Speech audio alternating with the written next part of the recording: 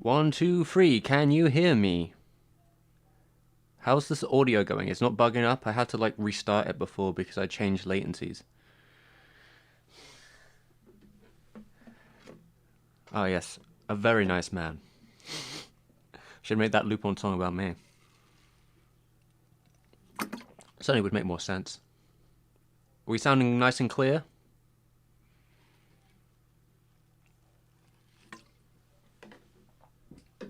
Right, if that is the case, then I shall figure out which one of these is an image and remove it.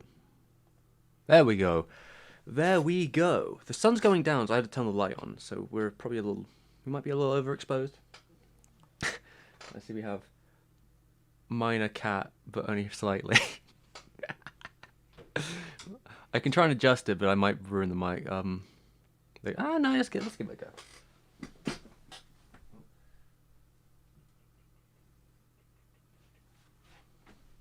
There we go. There we go.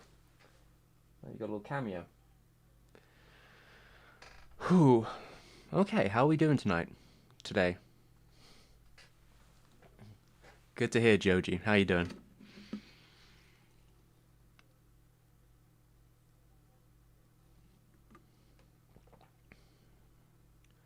This be me, Jolene. This be me, indeed.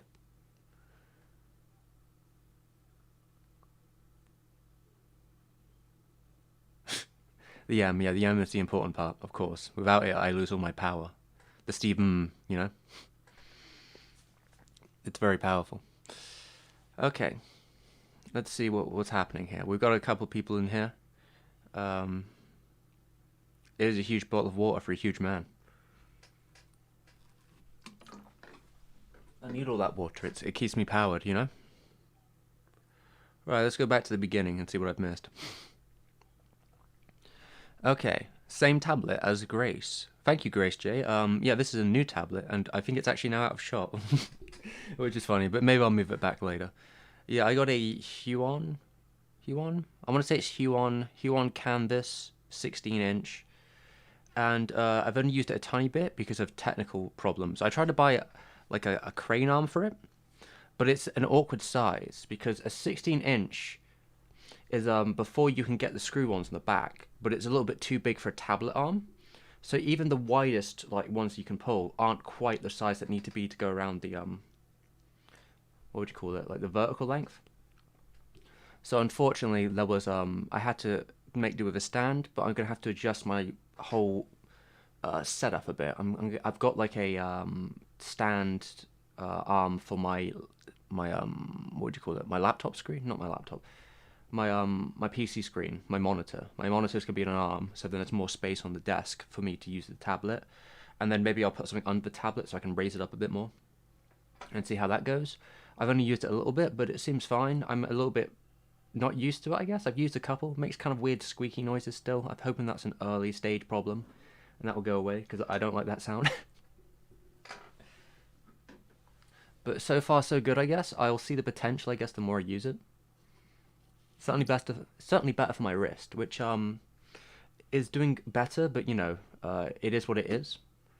I'm getting a little bit more strength in it, though and it doesn't hurt as much, but you know, it's still temporary. I didn't wear my wrist, I guess my wrist protector, whatever you want to call it.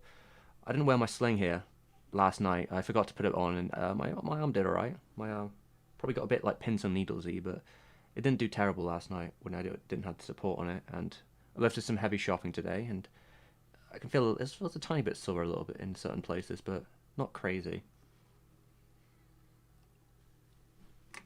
Nothing like it used to be. It's getting better slowly. And then we got, hey, hello door. Hello Joji again. This is cool. I'm guessing they were talking about the music. Kelly, hello Kelly. How you doing? Screwless, how you doing? Do I like Mothra? From what I know of Mothra, I haven't watched too much Mothra to be honest. But Mothra seems cool. Music, yes. Nice man, yes. Yes, yes, yes, that's all people hearing me. Do. And what's up? Not much is up, I'm just sitting down and chilling, and we're going to do some drawing in a bit. And, did I miss something? How do I keep my hair looking so slick? When the barbers are shut, I cut the hair. That's what I do. I literally shave the sides and the back off. In fact, I need to do it again soon on the top, but I want to have a pompadour ready for my red line video, which is coming next. Yes, so where are we at? Now I've catched up. Little known fact. Little known fact, yeah, Steve is 18 foot tall. I am the 18 foot tall man, that is true. This whole house, it's an illusion. It's actually, there's no ceiling. I'm outside. It's like an illusion that I'm in a house. It's just a very big set that I live on. Seek looking shot. I don't know who Seek is, but okay. What are you drinking? Water? Yeah, I'm always drinking water. Stay hydrated, everyone. Oh, what are you doing, Cat? Do you want to leave? Okay, Cat is gone, unfortunately. Alright. How long does it take you to make a video usually? I don't know. Depends. There's a lot of factors when making a video, right? Depends how long it is. Depends how much research we've got to do. Depends how difficult it is to write. Depends how much editing there's got to do. Depends how much animation there's got to be done.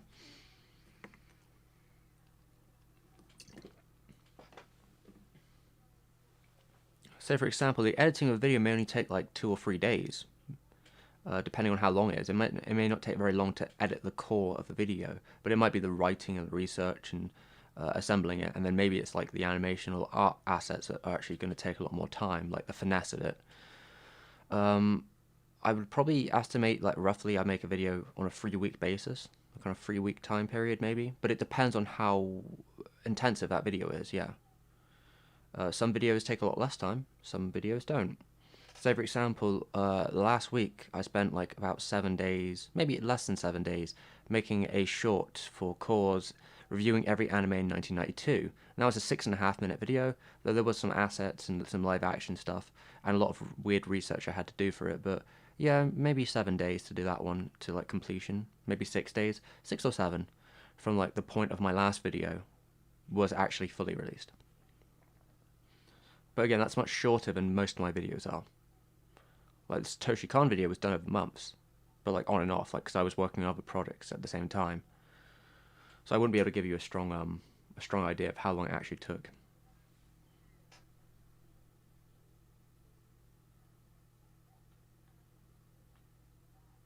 Nice water. Thanks, Metal Hulk. Yeah, it's good water. It's good to keep hydrated, you know?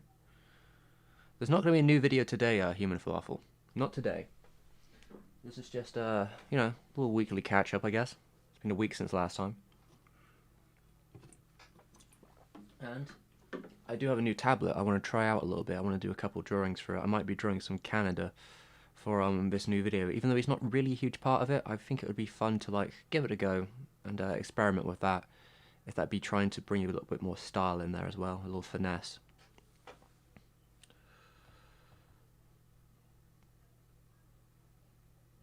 Okay. By the way, you said you nice, Joji. How many boxes of veggie nuggets did I buy? I didn't buy any. That was it was separate, but it was a lot of heavier bottles and other stuff.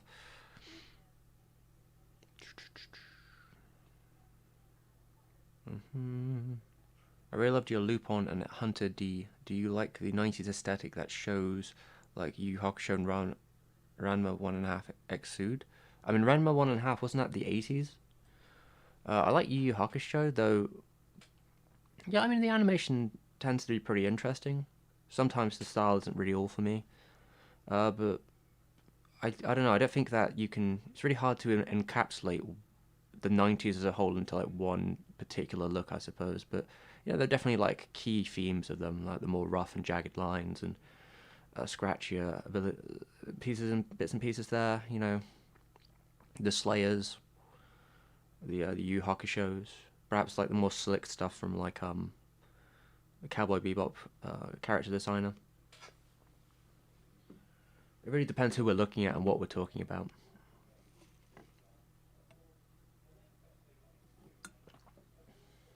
But I like a lot of different styles. I mean, I don't think you need to like specifically, stand just one.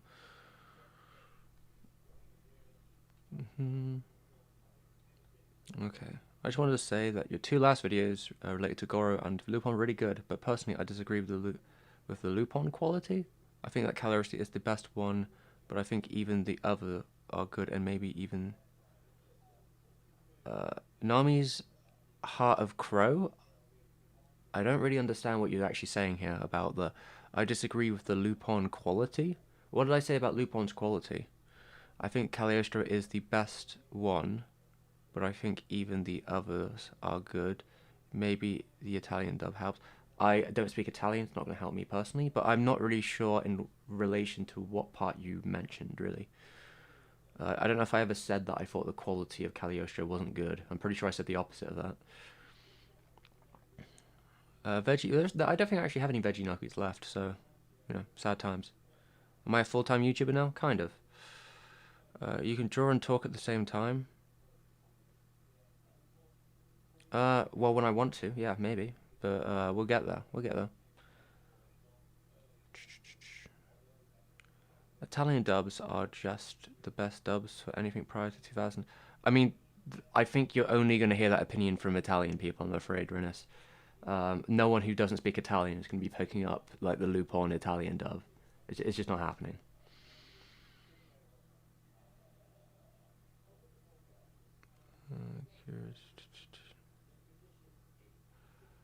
Okay.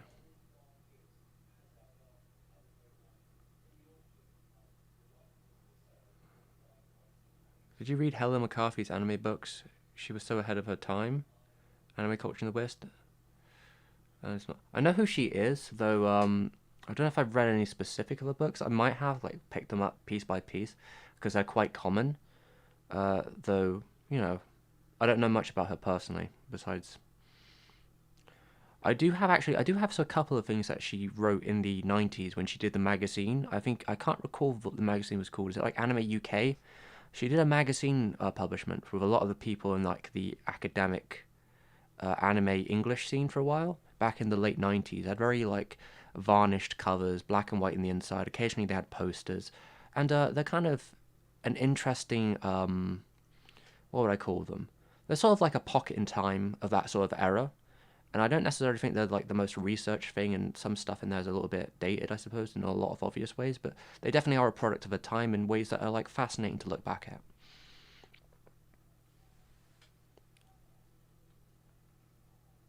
Oh, Kuma, thank you very much for the 20. I forget the actual what do they call it?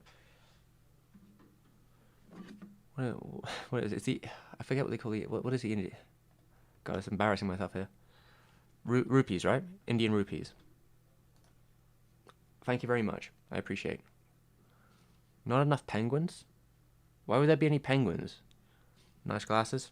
How's it going, Hayden? Hope you're doing alright. Lupin Part 3. I mean, yes, to be fair, a lot of the Italian OPs for anime back in the day were pretty interesting. The Italian dub of Super Grand Prix is surprisingly mid, seeing it's a very Italian show. Well, that's disappointing, though I guess you can't hit them all, right? You can't be out of the park for all of them.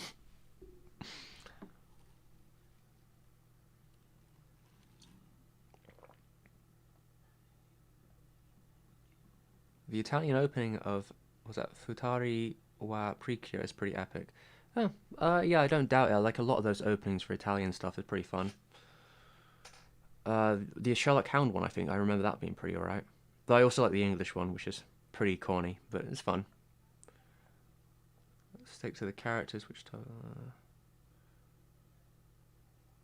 I mean, I'm glad that the Italians, I mean, from what I understand, I have a document somewhere about it, but Italy was like one of the first countries, especially in Europe, to hit on the anime craze, like as early as the late 70s, which France was also hitting, but I think Italy hit it harder in a more consistent fashion, because I know they got Gundam first, they got Cowboy Bebop first, they're really huge adopters of like Lupin, and I believe Miyazaki, because from what I've been told from other Italian people, Nausicaa is like still a favorite over there, and I think it's because Nausicaa was the first big one they got, from what I understand.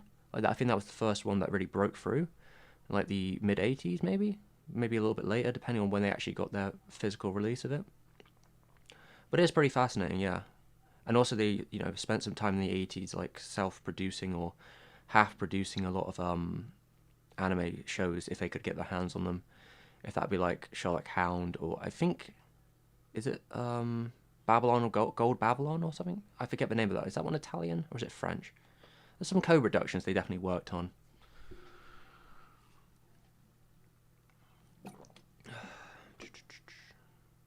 You look...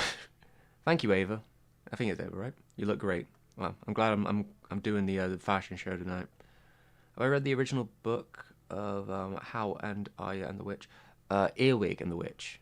It's called Earwig and the Witch. I've read Earwig and the Witch, yeah.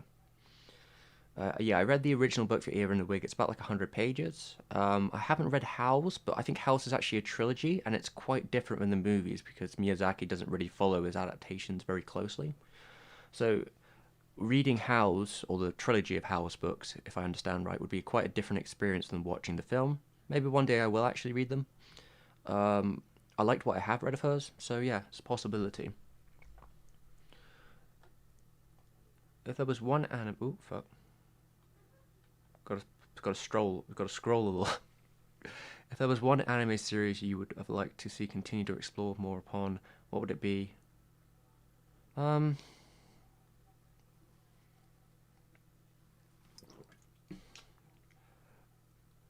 I don't really know if there's anything off the top of my head. The only one I can think of is maybe I would have liked to see like a Space Dandy movie, in like the era of now like more movie animes. I don't think it will ever happen.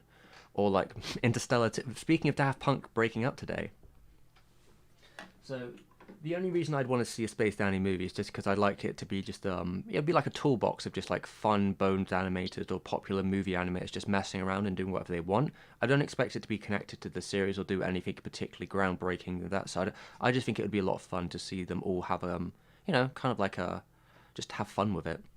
But yeah, speaking of which, since Daft Punk broke up today, no Interstellar 2. Well, what would it be? Interstellar the second 4-5. I'm sure that's what they would have called it, something stupid like that.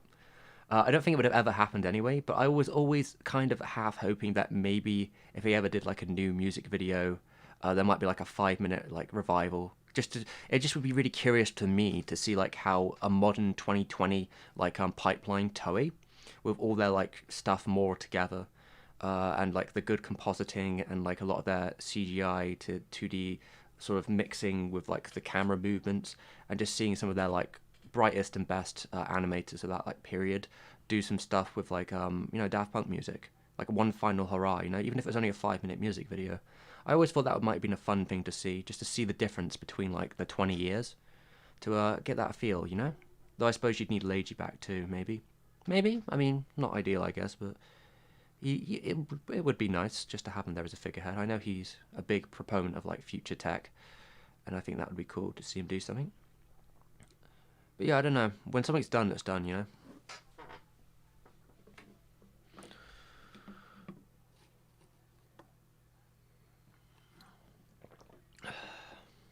Let's see, where was I?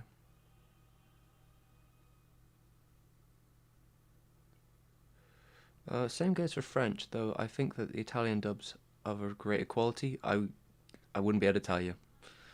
Um, Topo Gigio? What is Topo Gigio? I'm not familiar with this Topo Gigio character.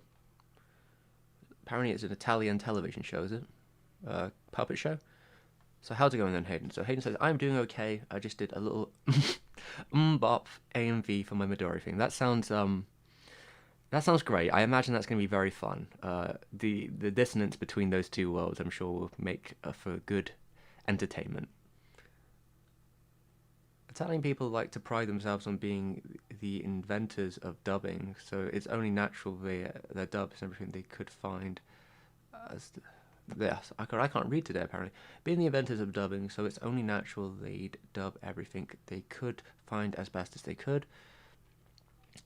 I mean, I'll take your word on that. I don't know if they're the inventors of dubbers or not. We shall see. Mm, I'm not sure. I'm not sure on that one. Maybe they pride themselves on doing good dubs, which is great because if you're gonna dub something, you might as well put your all in it.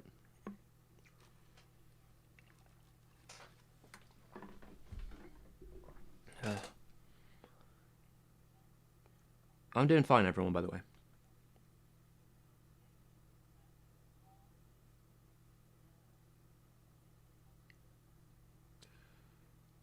Um, did anything happen to Plastic Love? I mean, I think it's still going, right?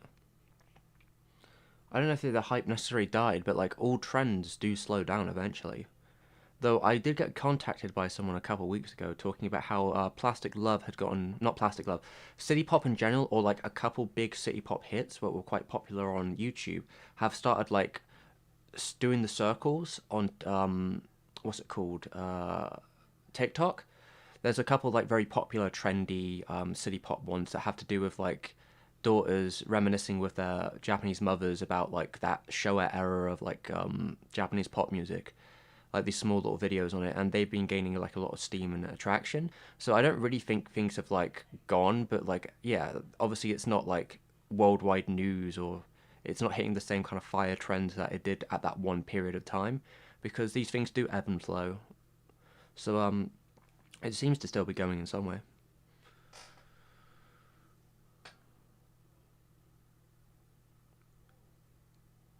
It's so sad to hear about Daft Punk. Yeah, I think so too, Joji. I would have liked to see something one last time.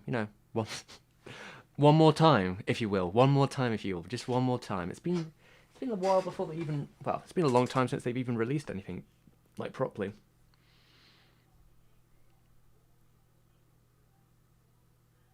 Am I a fan of European comic series like Tintin or Asterix. I kind of more of a Mobius guy. Tintin and Asterix never really hit me. Um, weren't really my thing when I was younger. Didn't really get it. Though I haven't tried in a long time, so take it as you will.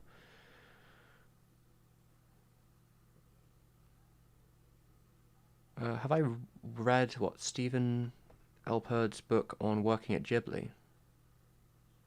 They called it The Never-Ending Man. Isn't that the move? Isn't it the name of like one of those TV documentaries, or is it like the same thing? I've seen like a lot of the Never-Ending Man like documentary. I didn't know there was a book based on it. Is there a book on the event? Oh yeah, Sharing a House and the Never-Ending Man. You know, I think I had a look into this book, but I forgot about it. Like I'd heard about it before it came out, but I didn't actually pick it up. But maybe I will. Maybe I will pick this book up at some point. I'll make a note of it, just because I had completely forgotten about it. 15 years at Studio Ghibli, eh? It's probably worth a look. It's probably worth a read, though it might be a bit like. I feel like it might be a little tabloid, but it might be worth looking into to see if there's any insight there. I feel like a lot of dubbing sucks. It's how the work was intended, but like an interpretation could work. Oh, it's not how the work is intended. Yeah, but like that's just life, ain't it? You know, you don't, you know how the work wasn't intended to be watched either with subtitles because you can't understand the language. The work is always intended to be, watched by the native speakers of that language. Usually, that's usually your core audience. Like international audiences are usually second, depending on very particular contexts. But it is rare. It is kind of rare that like they get out with like a product that's supposed to be for someone else that won't get dubbed first. That's just how it is.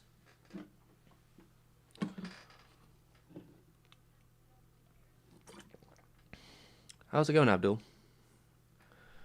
I wonder if the Japanese liked English dubs for shows and think that the original voice actors in Japanese are bad.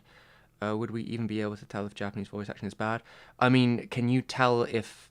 All right. I don't think people are very. I don't think people can really pass the context when they don't speak the language as well.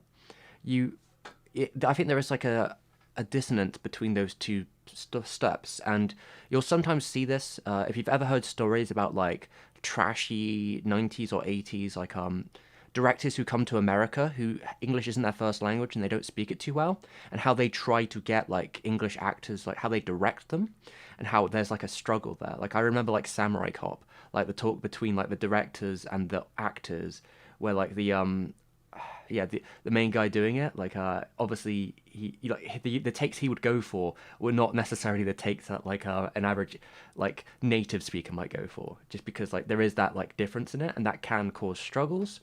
And when it comes to things like dubbing, like if Japanese people argue about English dubs and Japanese, when it comes to traditional stuff, they absolutely do. There's an old story about King of the Hill where like on many forums, Japanese people would argue if the English dub or the Japanese was better, and usually there'd be a lot of purists who'd be like, no, the English dub for King of the Hill is much better, has the original intent. It's the same argument. It's always the same argument. Like just learn the language. That's the ultimate like only way this goes. You're going to have to learn the language. That's going to give you more insight.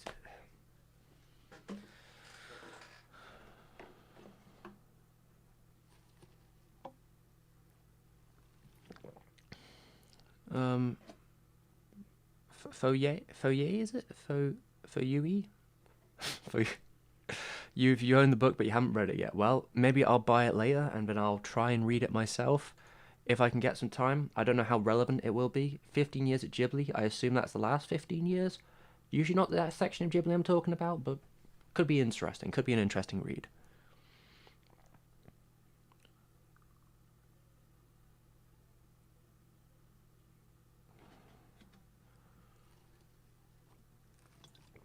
Gotta say though, the Japanese version of King of the Hill is pretty fun. I've seen a couple of scenes of King of the Hill in Japanese. I wasn't impressed personally, but I did not watch a whole episode or anything. I'm a big fan of English cast. What can I say? I'm not gonna go out my way to watch it in Japanese. Though I appreciate their attempts to try and localize it, which is probably not an easy thing. I guess like the Osaka family now instead of like the Texas one. I'm guessing that's what they did.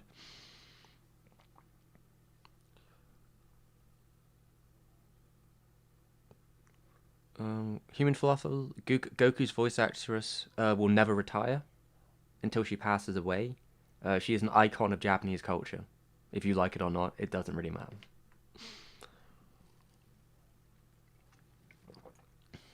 Or with Samurai Pizza Cats or Shin-Chan, they completely threw out the scripts and made their own dialogue. Those work great. Um, I mean, the versions of Shin-Chan I would have seen are probably different than yours because I've seen localizations done weren't as like edgy, I guess you could say. I know that there's a dub done for like Adult Swim for the Americans where they like upped up the raunchiness for Shin-Chan. The versions I watched were on kids television, so I think they were done by maybe Canada or I don't think they were an English company. It didn't sound English. It was probably Canadian, Australian. It was a different kind of dub for Shin-Chan, but it was still like a kids show. They just sort of, you know, wiped a couple of the more crude stuff away.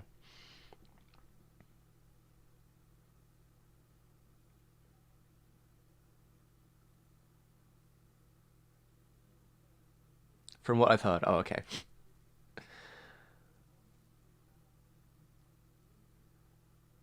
Gundam Seed was the entry into the. Yeah, I mean, I think a lot of people on the Western Sphere, at least like in England and the UK, Gundam Seed was probably their first Gundam. At least, like, I think Gundam Seed was the only Gundam that was shown on English television, on like Cartoon Network, I think, though it's been so long it's hard for me to remember.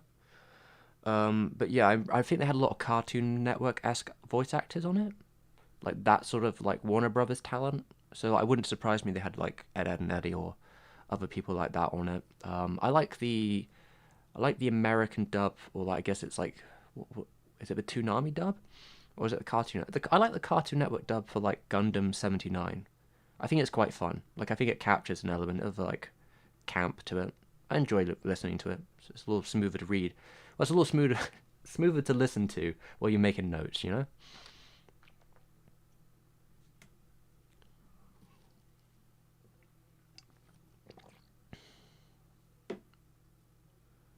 Yu Yu Hakusho did have a pretty good dub back in the day. I like the Funimation dub, though I know a lot of fans weren't that big on the Japanese either. So like I think it's easier to like for most people to kind of agree on that one. But Yu Yu Hakusho, yeah, I think that was a pretty good dub. I listened to the whole thing. I had fun with it. I don't know how good the translation is on it. Hopefully it's good. Like Funimation tends to like take a lot of liberties, especially back in the day when it wasn't as easy to get like hard translations. So, but it seemed to work from what I recall.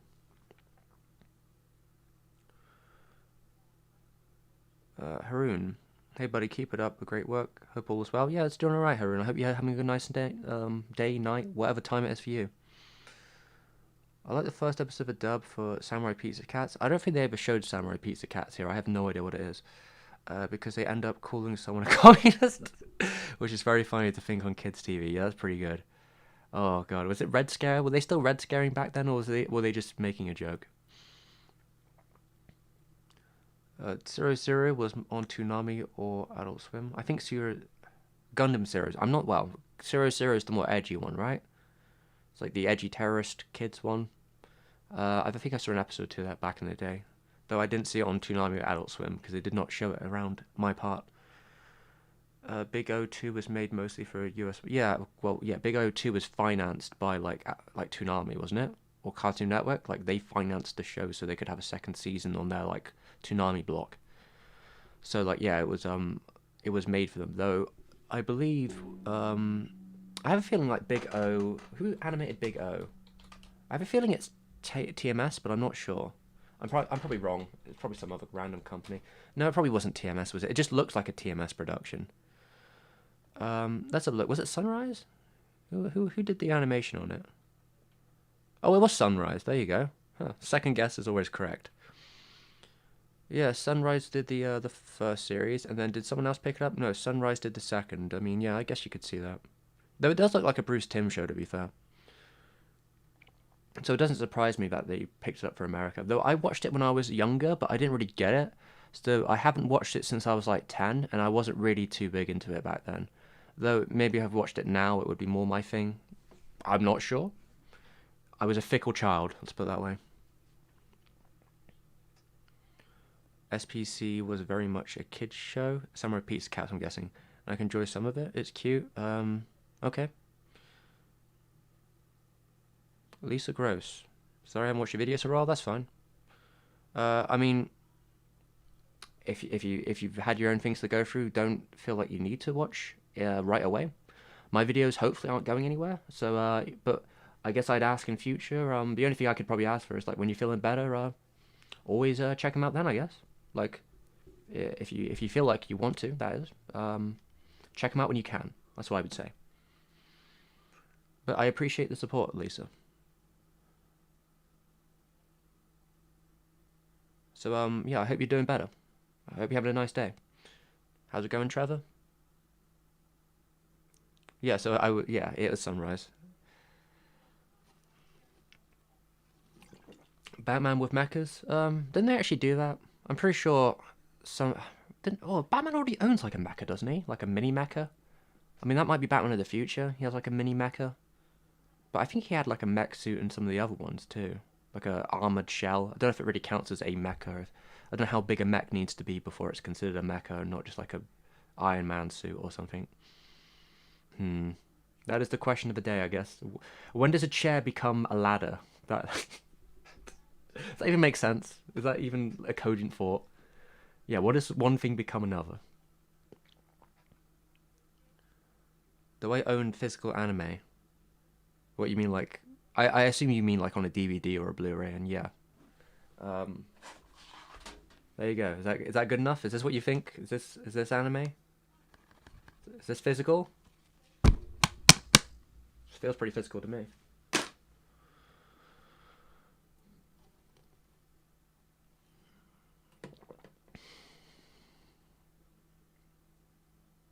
Yeah, deep thoughts from me. I mean, listen, alright. In my brain, this is how I was thinking about, right? You know, if you put enough chairs on top of each other, eventually it's basically the way they'd link at the back would be something you'd climb up. If they don't all fall over. These hypothetical chairs will not fall over. They're like stuck together. So like you climb up them from the back or whatever. And they have the little, you know, sometimes at the back of a chair you've got like a little just like plank that you can hold. But those kind of chairs, not like a full back chair. So yeah, eventually at some point, you've got enough chairs on top of each other, you'd be using them to climb up. Or like, you know, if you're in the kitchen, you might grab a chair and then you use it to get up to a higher place. Anyway, that's my thought process.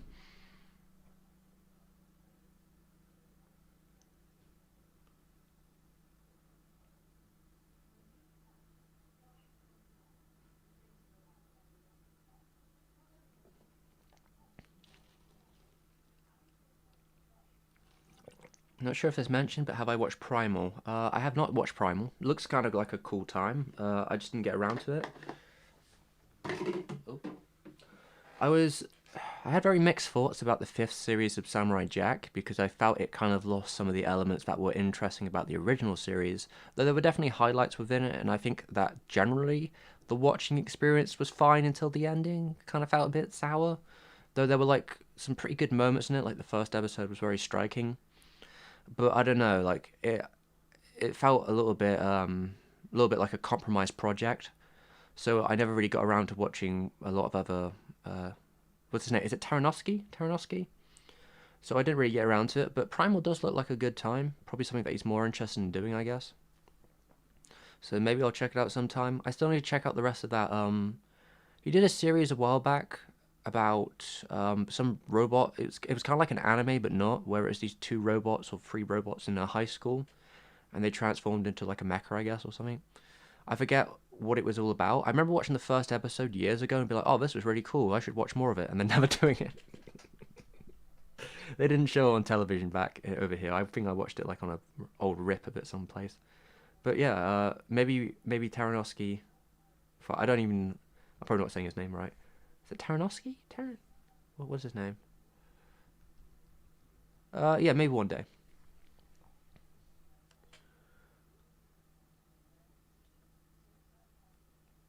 Ah, Joji, you're looking forward to... Alright.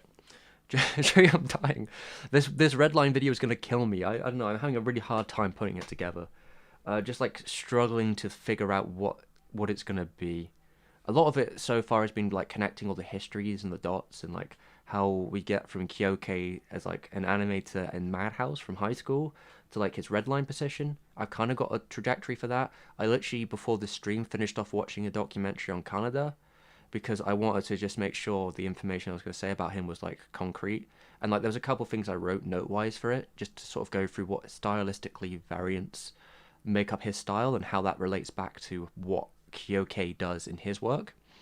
I think that there's a couple of shots that are like literally parallels that I might be able to do. Maybe there'll be a montage in there.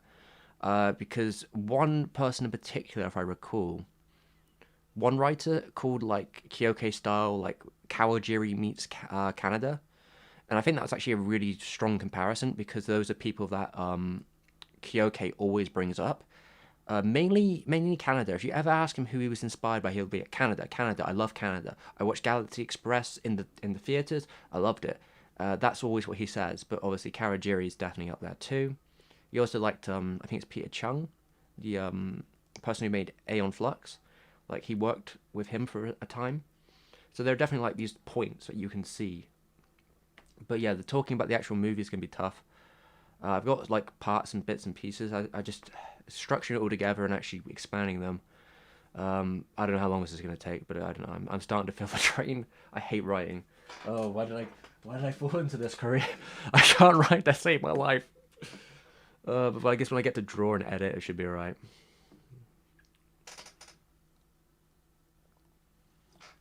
Which I guess I should get to in a little bit. I should probably open up this drawing tablet and give it a go, but maybe I'll do some stretching first. Oh, Symbiotic Titan. Okay, that's the show I was thinking of.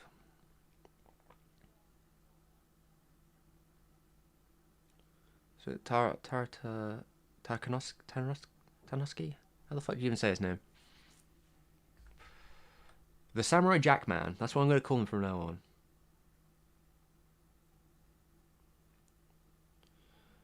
Was episode 2... Alright, let me... So someone's mentioned this in the chat. So season 5, episode 2. Is episode 2 when the, like, Aku women attack him?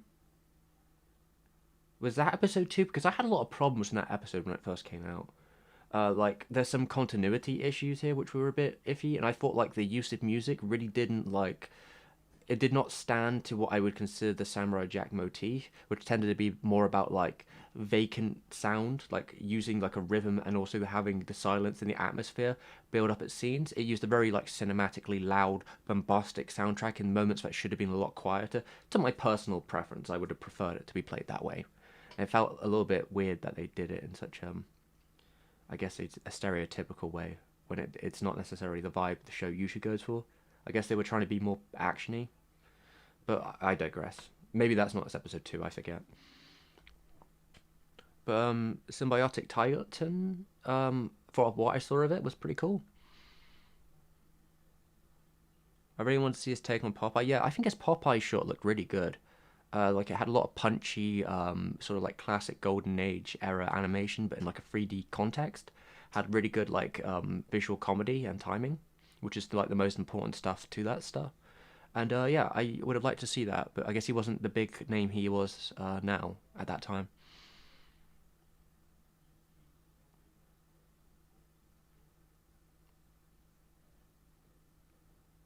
We also did the 2D Clone Wars. Yeah, the 2D Clone Wars was very stylish, very cool.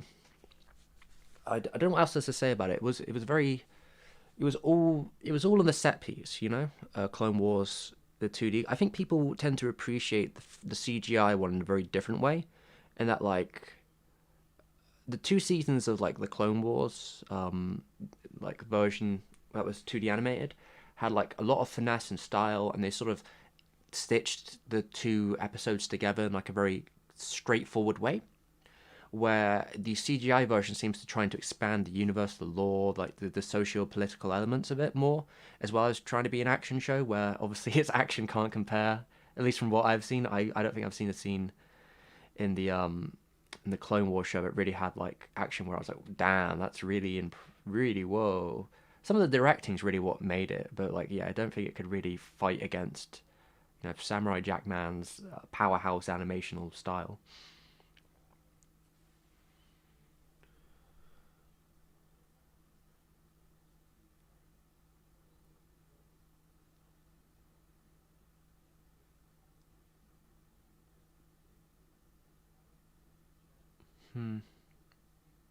Yeah.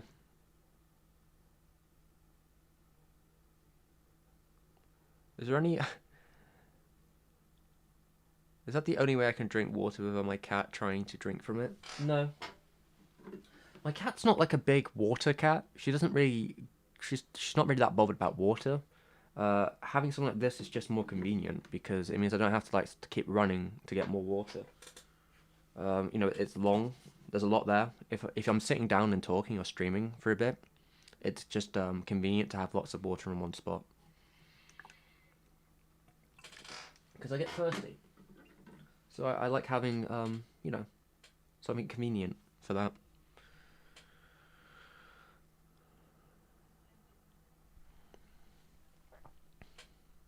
So it was that episode. I'm guessing the Samurai Jack one. So it's Tartakovsky. Alright, Tartakovsky. There you go, that's how you say it. Tartakovsky. I had for... I'll take that. I'll take that as Tartakovsky. Alright, let's go with that. It was the episode when the weird ghost Jack was telling him to kill himself. So, okay. Interesting. So Joji is saying, I understand your pain with writing. The video I'm currently writing is very difficult to get my head around. Which one is that? Is it, is this the Ava one, or is this a slightly different video?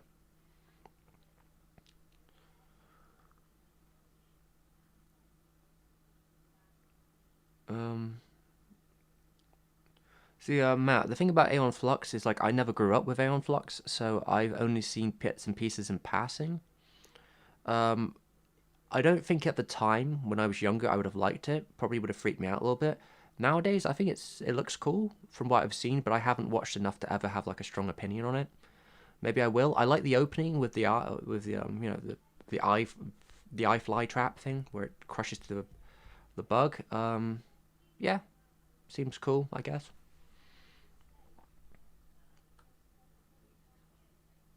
Yeah, is that Brack? Yeah, Clone Wars miniseries was pretty cool. I remember watching it at the time. As a child, I remember going through the theater to watch episode one, and I had like some of the toys, and I had like a Qui-Gon Jinn lightsaber, which I actually had for a long time. I snapped it in two on like my last day of high school, I guess, or secondary school. I Yeah, I was like in the drama room or something, and I pulled it out because you know it's the last day. Who gives a fuck? And my friend had also brought something like that, and we just smashed. And I just it just snapped into I went to you know, to rage mode, I guess. But yeah, I remember, I guess, being excited at the time. I don't know if I had any particular feelings. I was probably too young to feel any way. I didn't watch episode two in the theaters. I wasn't really that interested at the time. I watched it at my uncle's house on DVD. Didn't really think much of it, but I did get really into the Clone Wars, like the 2D one, before episode 3 came out. And watching episode 3 in the theaters, I was pretty lukewarm at the time. I probably think more of it nowadays than I did when I watched it originally. Did Peter Chung just disappear? Well, that's unfortunate. They were quite the talent.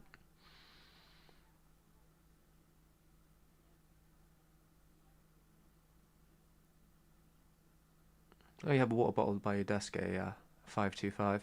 That's good to know. Yeah, I know some cats are like really water crazy. Um, I think my friend needs to get like a fountain to stop his cat from like going too mental about water. Yeah, Daft Punk broke up. I think we were talking about it earlier. I mean, in retrospect, I did a video. It's kind of annoying. I remember when I was doing my video on Interstellar 45 and talking about Daft Punk, there were rumors going around that like Daft Punk were going to feature on like the new Coldplay record or something like that, or they were going to feature somewhere. So I was assuming like, oh, if those are true, that's pretty interesting. Maybe my video will like get past in the wave. And I think I may have mentioned it in my video. I can't recall. It was probably towards the end if I did. But there were like rumors going about that. Never came out of anything. They didn't do any production. They didn't do anything. They didn't release any tracks. I think they did some stuff with the Weekend, like a couple of production bits for a couple of Weekend songs, and then it was just like radio silence. So I don't know if that video is going to get any traction from them breaking up. I hope I get something out of it. But yeah, it's a shame that they've ended it as they have. But I guess it was a good run. Let's put it that way. It was a good run. Joji with the Stephen, he's a hydrated man. How's that song go? It's like, Stephen, he's a hydrated man. Yeah, it's just like such an out of character position for me. That'll be me, yeah.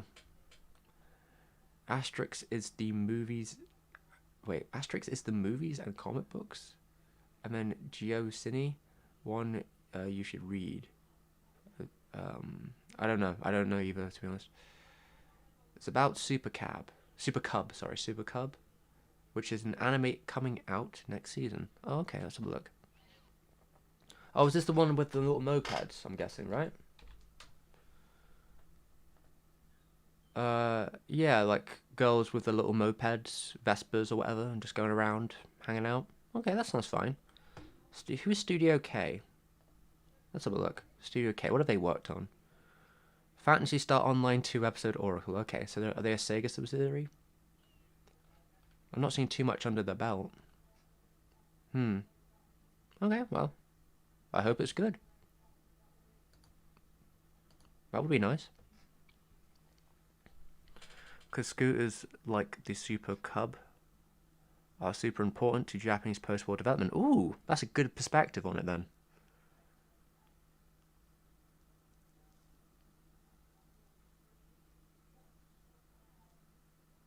Interesting. Yeah. Have I seen Red Turtle? I've seen bits and pieces of it. At one point, I was thinking about doing a video on it. Maybe. I'll have to give it a good watch and figure out how I feel about it. Though that I wouldn't worry about it until like autumn because I'm pretty packed schedule wise until the end of the summer. So I'm not really thinking about rushing into that. But yeah, if I get the time, I'll probably watch it and see if I have any thoughts. Did I read Vagabond? You know, I have had it on my shelf for like years, and I never read it. It's just on my shelf. I had the intention of reading it, I guess, at some point, but it never happened. Maybe one day. We'll see. Yeah, it's about a girl getting a moped and learning to live on her own. Okay, that sounds kind of cute. I hope it's you know, an independent, grown-up. What would you call it? A moving out anthem. Moving out anthem. You know, becoming an adult, horrors of reality sort of show, maybe. I guess it'll probably be cuter than that, but we'll see. I'll probably take that over like a high school setting.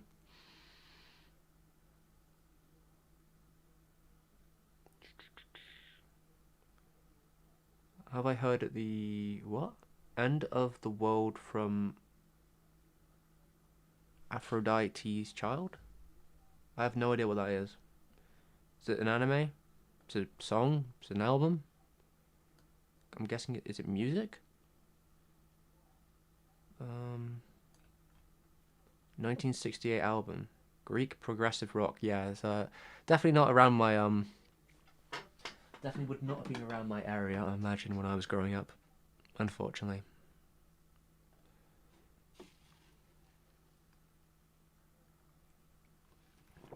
Old news now, but I was shocked to learn about the working conditions in the Japanese anime industry. Are all the studios are like that? I mean, a lot of them are.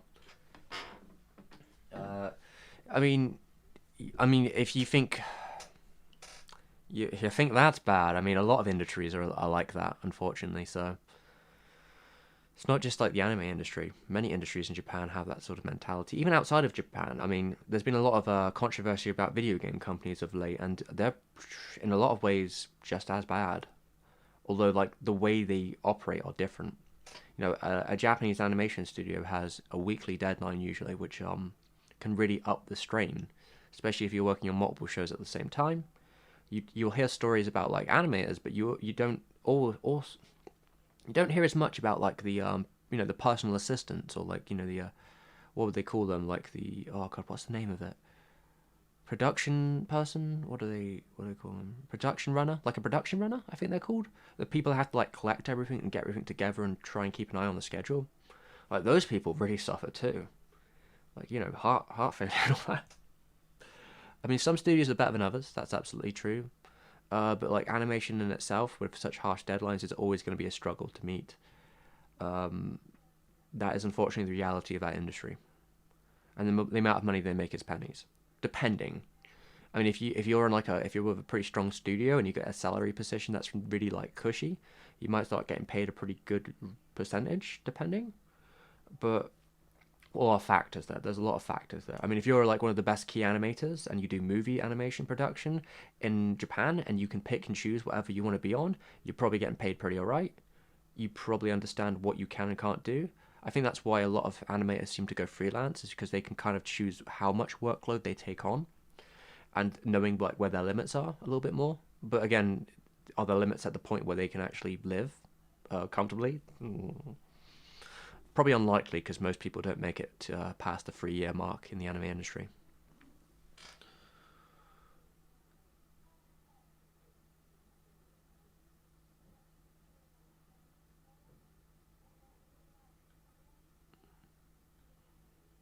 Oh, how's it going, War Daddy? How you doing tonight? We're gonna draw some stuff hopefully in a bit, but I'll probably have to go to the toilet before I drank. I drank too much water. What happened to my hand? War Daddy, what? You're on my Discord. Where have you been? Since August, my hand's been like this. I'm pretty sure I've mentioned it many a time. Well, after I did the Satoshi Kon video, I basically got carpal tunnel. So, my hand's been like that for a while. I mean, it's a lot better nowadays. It's been like 6 months, but it's still slowly getting there, I guess.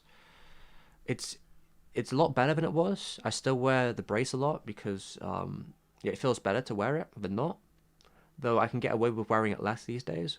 But if I'm going to do some drawing, I'm going to be wearing the brace. And if I get a bit fumbly, maybe I'll take it off. But yeah, that's just how it's been.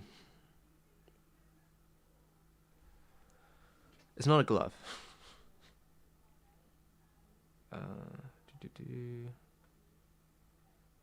I'm a bit rusty in it. Joji. So Joji's a bit rusty in Indonesian, eh? Which is the only language I can find it in. But it's a start off the kind of somber and becomes more lighthearted as it goes on. Okay, so we're starting with yeah, kind of a lower tone and sort of get a little bit more nicer, like a sunshine kind of thing going on. Clouds, sun comes through. Maybe having a bunch of friends that also ride like little motorbikes. It isn't so bad after all.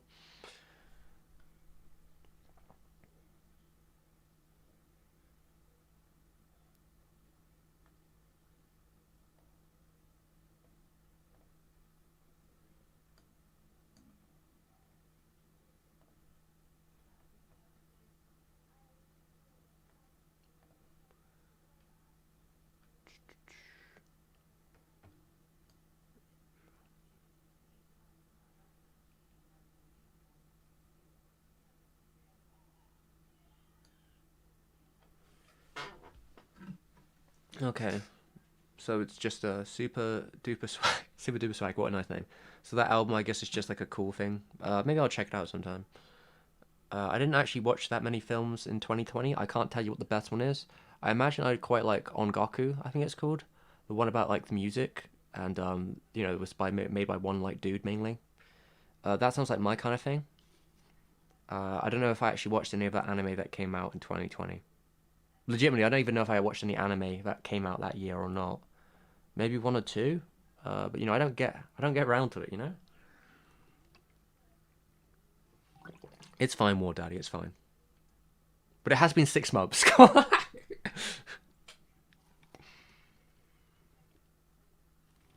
How's it going, Virgil? You think you got your boomerang going?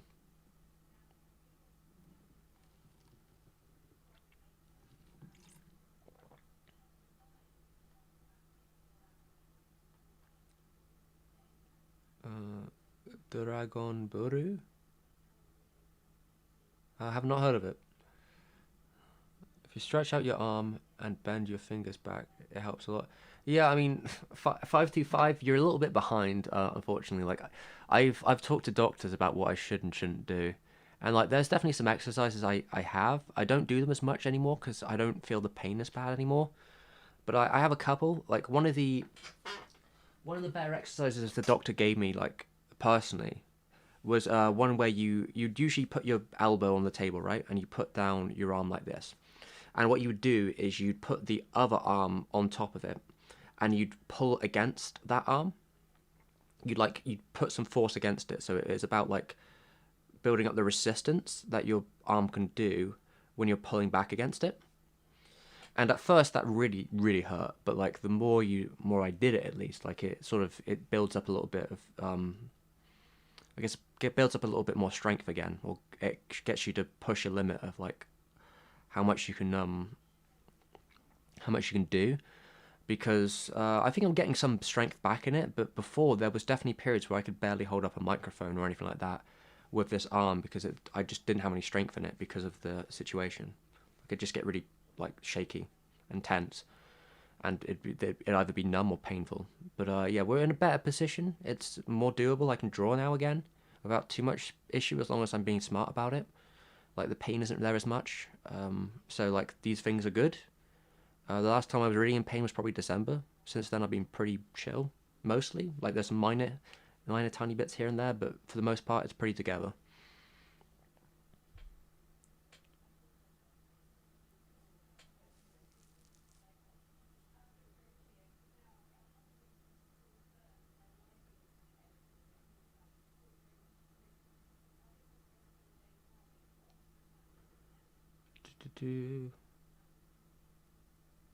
Thank you very much, Super Duper Swag. I appreciate that you like the videos. From a man with your title, it seems like I should appreciate your response there. And no, I haven't seen the new Lupin film either, Dylan, because it's not out of my territory yet. Um, I'm not against watching it. Looks fine. I'm kind of more interested in the behind the scenes. I'm really curious about like the technology they use to get it to work. If they have some cool behind the scenes, maybe I'll even buy it, just because I'm really fascinated about how it all came together. I know who the studio are. I know a lot about what they did in the past at Sega. I'm really curious about the connections between them and how that became, because Sega owns TMS, who produced Lupin, and I'm curious if they also own that CGI company, or if they've just got a very good relationship with them, and how these things have intercepted. I'm also curious, this is probably something I can't find out, but like, I'm wondering if TMS has invested quite a lot of money into the tech and that film because they want to do like a franchise of CGI Lupin films, because it feels to me that they put more money into it than they got out. That would be my assumption currently. I'm not quite sure if that's correct, but it kind of looks that way to me, at least. So I'm curious if this is like they're going to keep using these assets and keep doing a sort of like biannual, or like, here and there just throw a CGI film out too on top of the pile of Lupin stuff.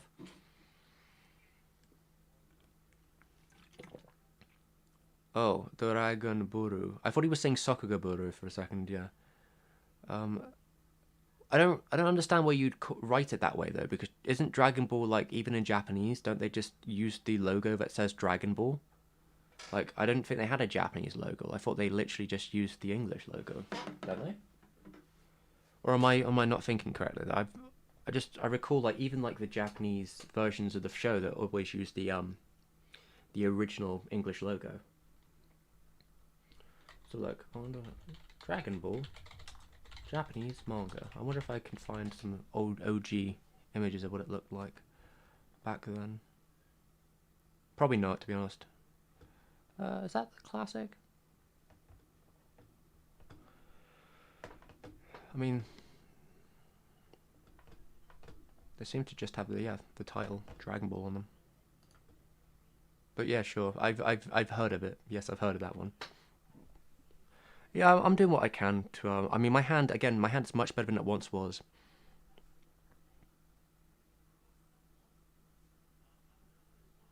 Hmm. Oh, even phone messed up. Okay. Oh yeah, the new Lupin looks pretty fun, though. I mean, there's plenty of fun Lupin out there, right?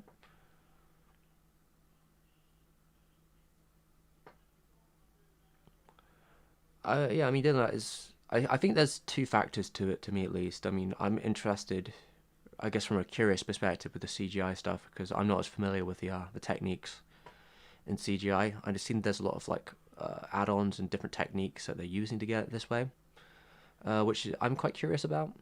Um, because since I created this channel, or like since I guess the second year of the channel, I've been kind of interested in getting to more Blender work, trying out some compositing with 3D and 2D. I just never really got around to it, but maybe one day we'll actually do it. So yeah, I'm just curious about the whole process in a lot of ways.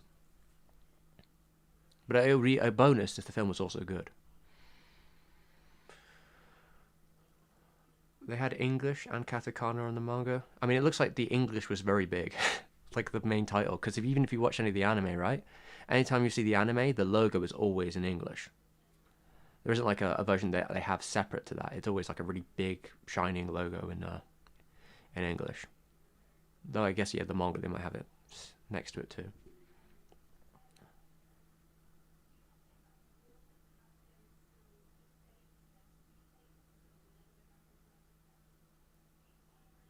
Um, Sound like something from Japanese. Right, I'm gonna go to the toilet. I'll be back in a second, everyone. I'm sorry. Drank too much water. Right. I'll be back in 2 seconds, but I'll probably set up my tablet and see if it's all going down. So I'm gonna.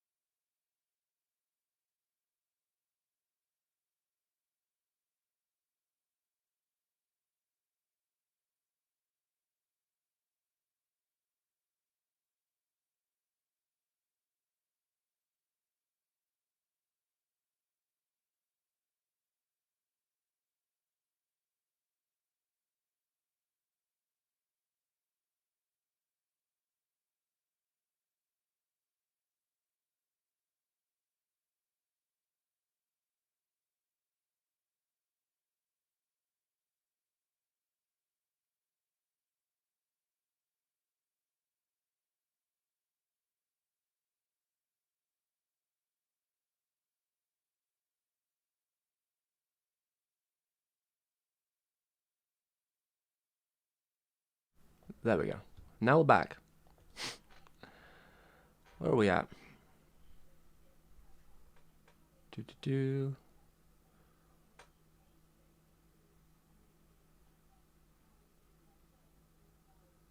What will I be drawing this evening? We'll see, I guess.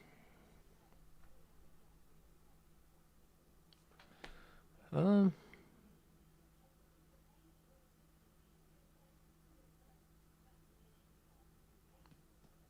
We will see. I was thinking of drawing a Canada. I was thinking of drawing a Canada for this video, maybe. Yeah, I mean the grease pencil stuff is kind of interesting too. I think it's I mean it's like a developing process really because they keep updating it and doing new stuff with it, and I've seen add-ons. So there is something quite fascinating about it. Last time I tried to use it though, I didn't really like how it felt, but now I actually have a big old tablet here. Maybe I can get used to it more.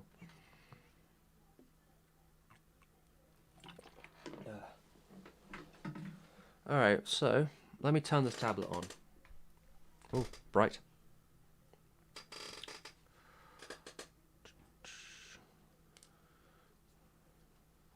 So, while I'm at it, I'm going to open some stuff up.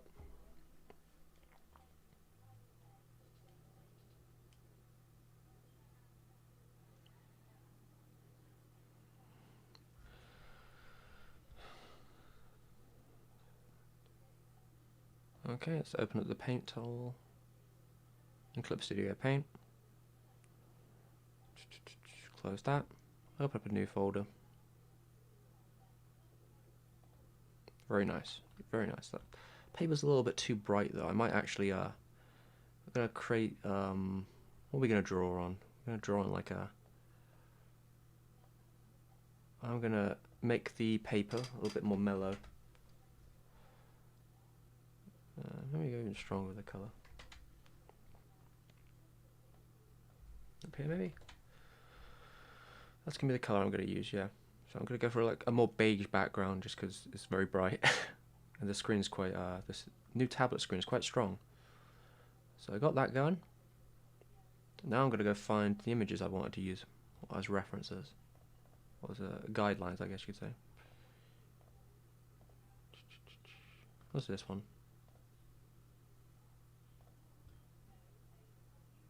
What am I going to use? This is the only one I have. Right, no, I've got two. I think the second one looks better. So I'm going to grab that. Put it in.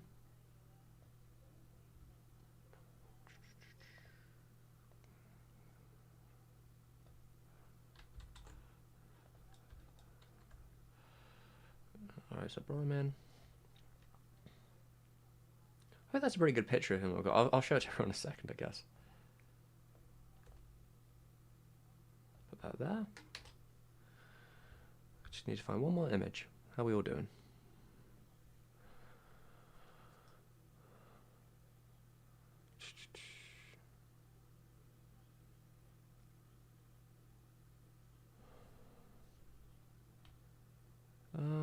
How do you think? Okay, guys, can we all sort of agree that the whole 2017 thing of saying this thing is an anime, but I guess it isn't because it's not close to animation, kind of a bit played out now. Like, there's not much more to Brady bring to the table. Should make a group drawing session.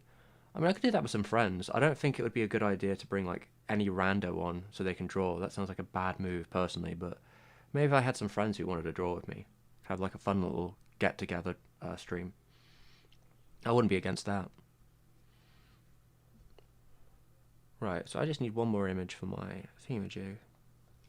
Probably see if I can find a JP from Redline. I think that's the kind of style that would be nice to bring into it. If I could find a good one where some pretty strong lighting on it. Yeah, actually that's pretty good, that one right there. Save image.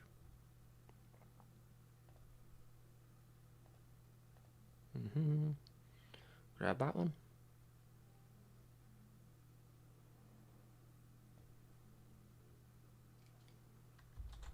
Put that one over. Oh, and I've got some. Maybe I'll put some. Alright, let's put that like up here. There we go. So that's good for the canvas. I've got a couple of things there that will be nice to use. Where are we at?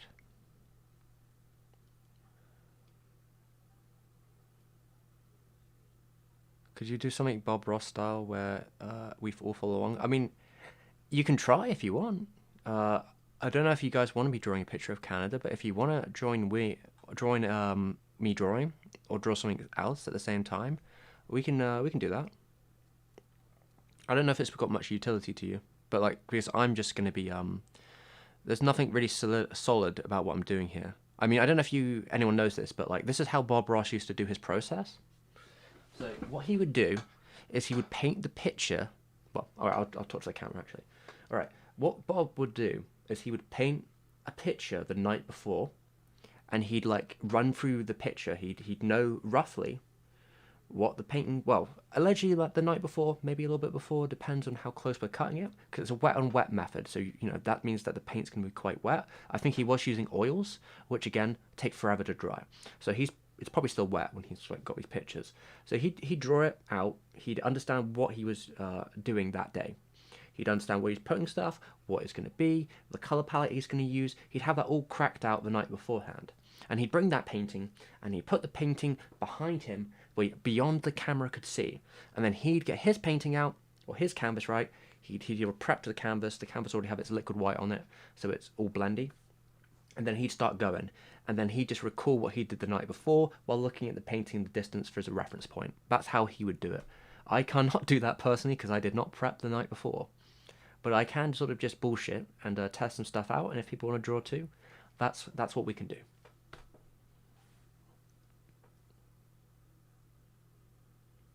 Oh, Blue Phoenix. Yeah, I don't know if I've changed the stuff in my... it should be in my channel, but like, yeah, I just changed my handle on Twitter because I found out I could get like... my old handle had nothing to do with my channel, so I changed the new handle to be like relevant to actually my channel, so it's easier to find me on Twitter. So I should have one up there. I don't know if my description says which one that my new one or not. I forget. I think it's the STEVEM now. The underscore STEVEM is my Twitter thing, but you can get to it through my channel, or like in my new videos usually. Maybe the default of this stream has my old one. I'll have to check it.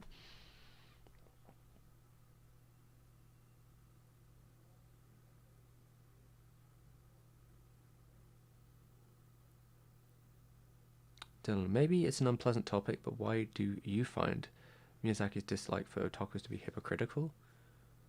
Did I say that? I mean, he's an otaku. What do you want? He's just like a different otaku. It has the old one. Well, what I'll do, if I can, let me see. Am I blocked? Oh, for fuck's sake. What I'll do, if you give me a second, I'll find my new account and I'll put a pinned tweet in this live stream from my from the new account. If I can find it.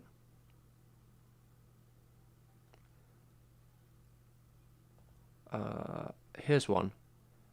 This is from the. Oh, okay.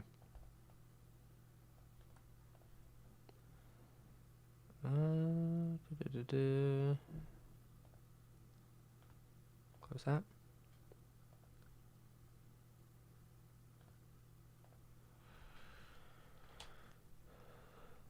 Okay.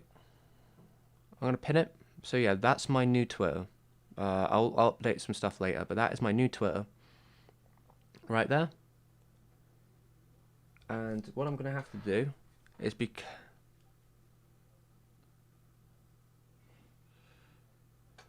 yeah, I mean, it's a complicated field for the creators, right? I think Arno is.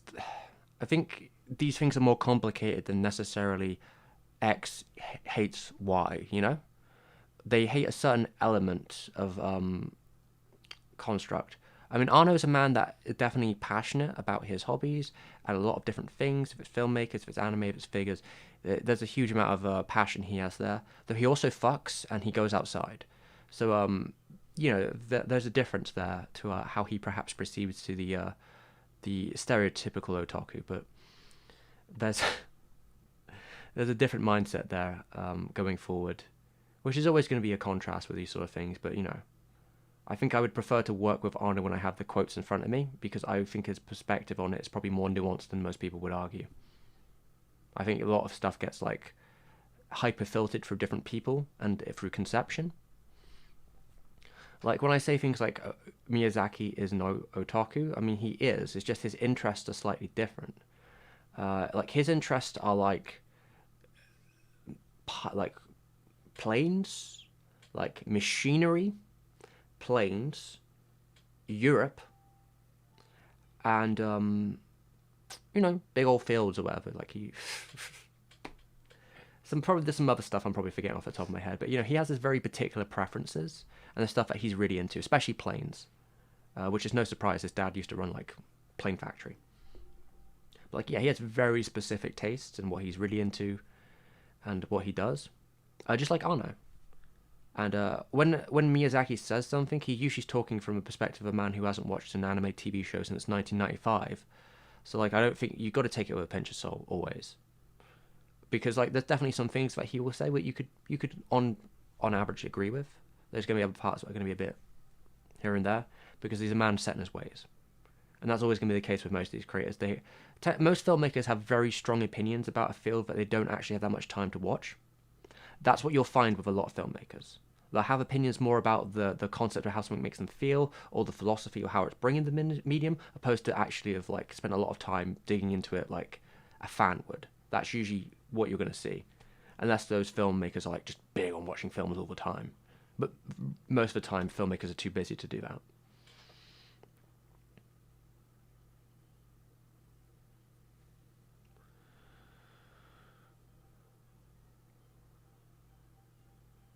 Yeah, I mean, I think most people are contradictions in some way. That's just how people are, right?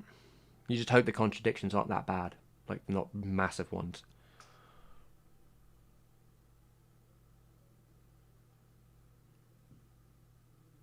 Will the final Ava film ever get released? I don't know. Ask Arno. He'll know. I mean, I think they really are done. It's probably just the COVID situation.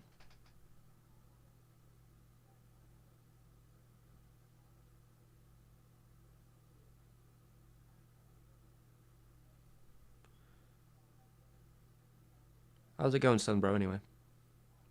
What should I draw?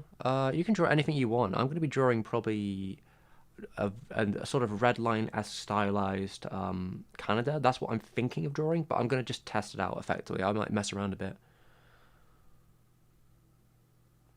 I mean, yeah, moderation is key. I mean, I don't think you should really let people define what kind of interest you have and what you do with your life. I think you should probably pick your own path in the end of the day, but like, doing certain things is probably going to affect you poorly. You have to understand that.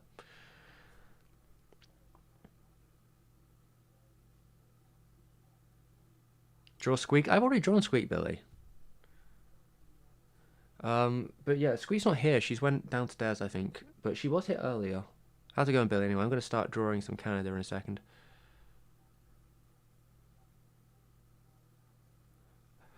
The thing about actually Scorsese is a really good thing to pick up because Scorsese does have a lot of inspirations for like movies, but like if you've ever seen that film where Scorsese talks about his interest in film, God Almighty, does he sound so fucking boring?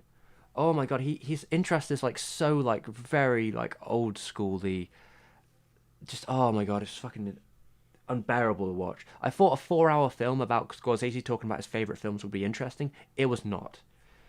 Like a lot of the stuff he's talking about, like he definitely seems to like a lot of things from a lot of different areas. Though at the time when he made that film, it's just like so old man shit. Which is fine if that's what he's into, but there just wasn't anything that I could particularly pick up. And what he was interested in them as well was very, for the kind of films he makes, it was very strange to see the films he was into, but I guess that's how it be. I also don't think Scorsese spends that much time watching modern films. I think I can pretty much guarantee that one. Besides the stuff you've seen at a film festival when his film's on there, I don't think he's seen much. Not now, at least. Tetsuo. Yeah, not that one. Different Canada. Alright, so I just needed to get the chat up on my phone because if I'm on my tablet, I won't be able to see the chat. But I will probably be more talking about my drawing at that point anyway.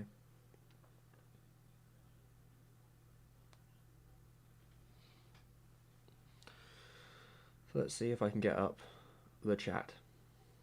And then we'll do some drawing. I don't expect this drawing to be any good though. I'm just going to be like testing out stuff more than anything else, but I'll give it a go. I'll give it my best try, okay? Hopefully it won't be shit. I'm still pretty new at using a screen tablet.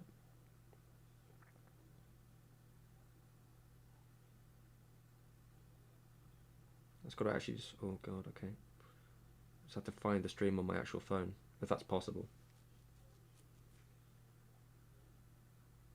Jesus Christ. You think it'd be easy? Let's see, is it coming up anywhere? Ah yeah, there it is. There we go. My wrist is doing better than it has been in the past. It's okay. It's been worse. It's been better. I picked up some heavy stuff earlier, so it's I felt a little bit strained, but we'll see how it is for drawing to right now, right? And yes, I have seen memories. So I'm going to see if I can figure out a way to like maybe position the chat. Maybe I can get the live. Can I get the live? Oh no. I just want the live chat in big. I wonder if I can get live chat. Can I just get it there? Okay, that seems to be good enough. So, I'm gonna try and switch. Alright, I'm gonna need everyone in the chat to help me out here because I'm gonna switch over some stuff and maybe the audio might bug. So I need to know what's happening with the audio because I'm about to switch over to my other display. So, can you hear me? Can you hear me? Is the audio okay? Because it sometimes doesn't like it when I do this. I'm also gonna switch a couple things on here, I reckon.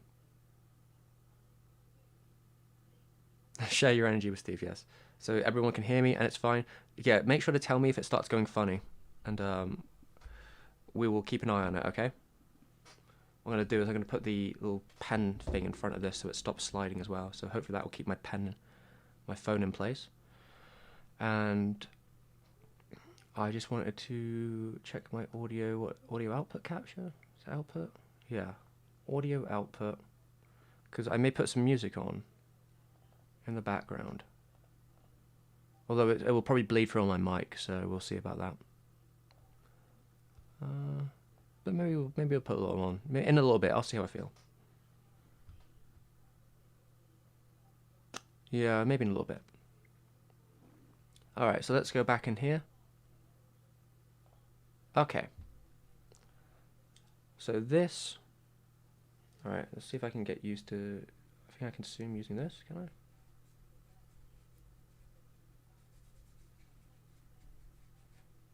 Oh, is that just not working? Or do I need to use it with a pen on it?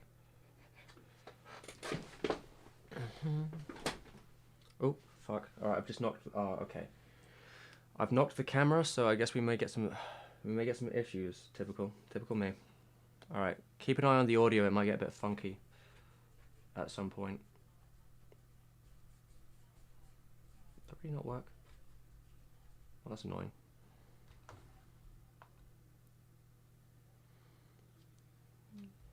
Alright. Okay, just everyone... Wait a minute. God damn it.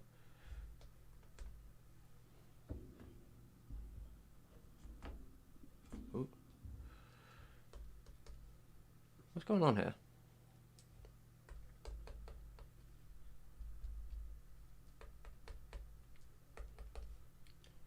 Oh god, let me just check something.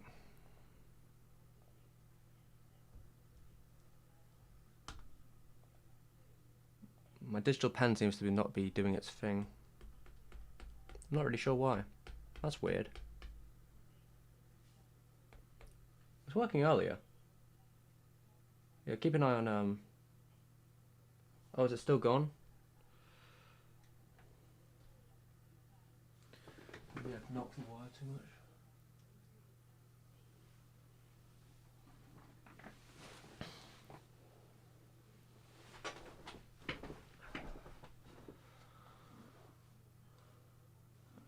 Alright. For some reason... Oh, it's the case, isn't it? Where's my...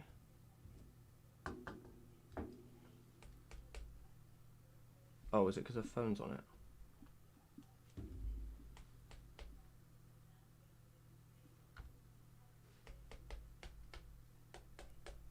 For whatever reason, my tablet... Oh, typical, isn't it? My pen isn't working. Give me a second. I'm just going to restart the thing. Okay, now my pen's working. Alright, so I'm going to do some calibration on it just to make sure it's all good. So what we got here? It's very... Pressure doesn't seem to be doing anything. That's weird. Why is the pressure not working?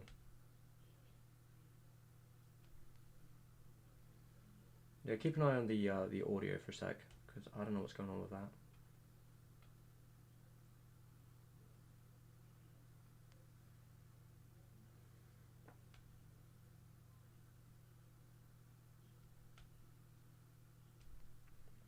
What's going on with the pressure?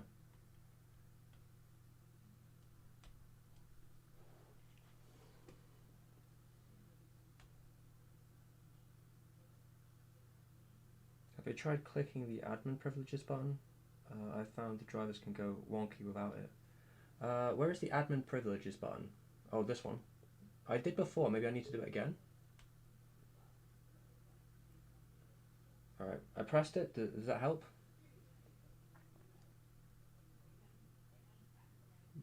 I mean, alright.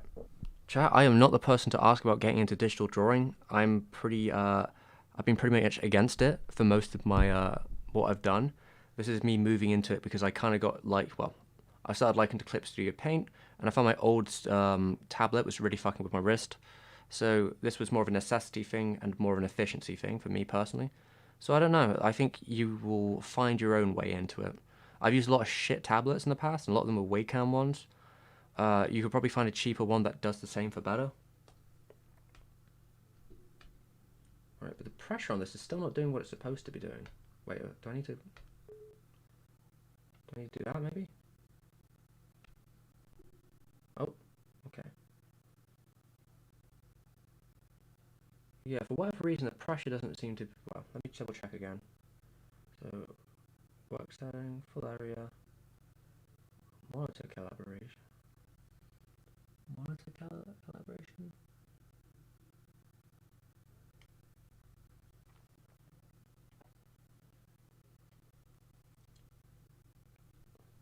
So yeah, we gotta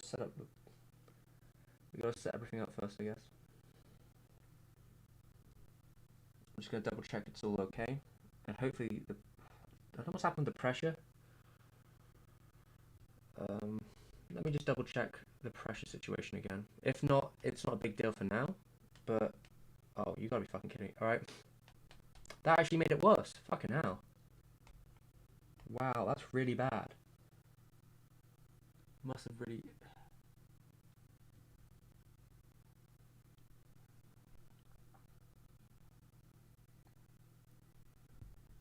Okay. Don't you love the technical the technical difficulties that come with changing a system here? What I might have to do is I might have to switch display stuff. I might have to put, because because the way my computer's set up, I have like 3 DP slots on the back of my graphics card and only one HDMI. So I may actually have to switch around and use the DP to HDMI for my actual monitor, and then the main HDI for this tablet, because whatever using the secondary thing seems to be really messing with it. It was used well. It worked a lot better yesterday, so I'm not really sure. Okay, audio sounds a bit choppy now. That must be because of the switch, yeah.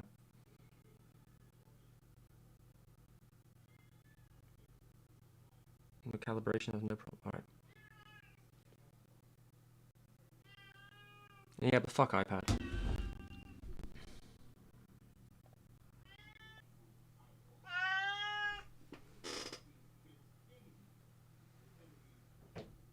Alright, I think we should be back, hopefully. How we doing? Alright, does it sound fine now? Okay, Kat, do you want to leave? Okay. Yeah, Apple got me. Well, the issues obviously with an iPad are very complex for the stuff I do, and it's a lot of the reason I didn't get one tends to be about like the build quality of an Apple Pen can be questionable. I know people who've like had to go through one or two of them. Apple actually giving you a refund on that or helping you out. I don't know if they will. It's a little bit up and down. I won't be able to use Clip Studio Paint with the iPad because you have to use it by subscription service. Apparently the app on it is not very good, and yeah, I can't use my current subscription on my computer, my laptop with the iPad. So then I'd have to go buy another one. Not really feeling that idea. I could go to Procreate, seems pretty good, but it won't be able to do some of the stuff I want. And then moving things from the iPad to the computer will be annoying and like just a really awkward process continuously having to do, especially when it comes to animating stuff. So these are the reasons I kind of went away from the iPad, even though I think the idea of it sounds kind of nice. Also, it's a bit small for my wrist. I want more maneuverability.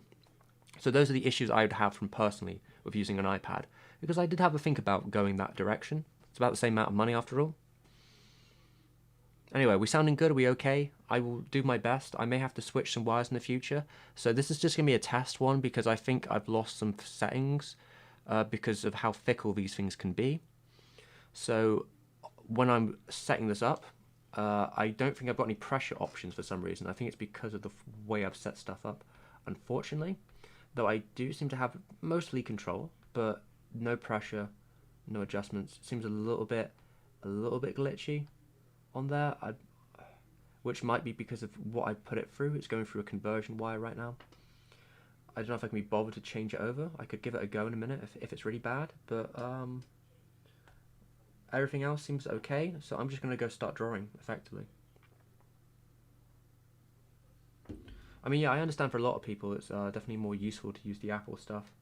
I don't think it's bad software by any stretch of the imagination. Just not for me, and obviously I have some other personal issues with it. So let's see. I wonder how. Can I go in a bit closer? Yeah, there's a couple of my buttons aren't working either because of how we're setting up here. What I might do for now, I want a big screen. I'm gonna pull it back. Okay. I'm gonna see if I can get as much of the screen real estate as I can.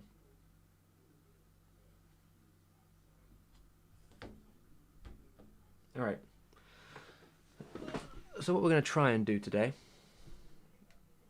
take Mr. Canada here and do some drawing. The animation function is trash. Yeah, that might be an issue. I don't know if Procreate even has an animation feature. So what we might do... Oh, fuck, I actually need to get it back already. I need to pick my layers, right? So let's get a new layer. We have a new layer here. Boop. Boop. Ah. Klein Bottle Enthusiast, thank you very much for the SEK14. I'm not sure what SEK is personally, but I appreciate the donation. Thank you very much. We're just going to chill and do some drawing today, even though currently my my setup is less than optimal. Sorry, but I'm just going to sit down and chill. Should be a nice experience, hopefully, and we'll go from there. Oh, Swedish. Appreciate. So what I might do to begin with, let's go with the pink. Oh. I was going to do some breakdowns. Last time we had an animation friend in here, and he mentioned some stuff about doing some breakdowns shape-wise. So what I might do is just figure out what shapes we have here for... Oh, God. Yeah, the calibration. I will figure... Okay. Yeah, I think I'm going to have to use the HDMI normal on this one because I think I'm noticing some glitches when I use this sort of system. But I'm going to figure out the shapes of this face for a second and where they all line up to. Because we got this shape. It's kind of a... What is it? Like that shape? The glasses.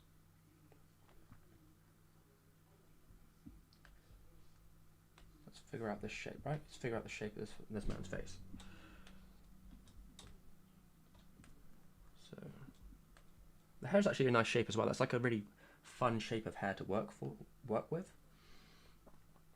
And how that goes down like that. And we could probably do some cool stuff with this jacket too. Could probably make it like way cooler. Could probably make it a lot more epic jacket kind of thing. With the lighting here. And then he's got one black shirt under it. Very stylish.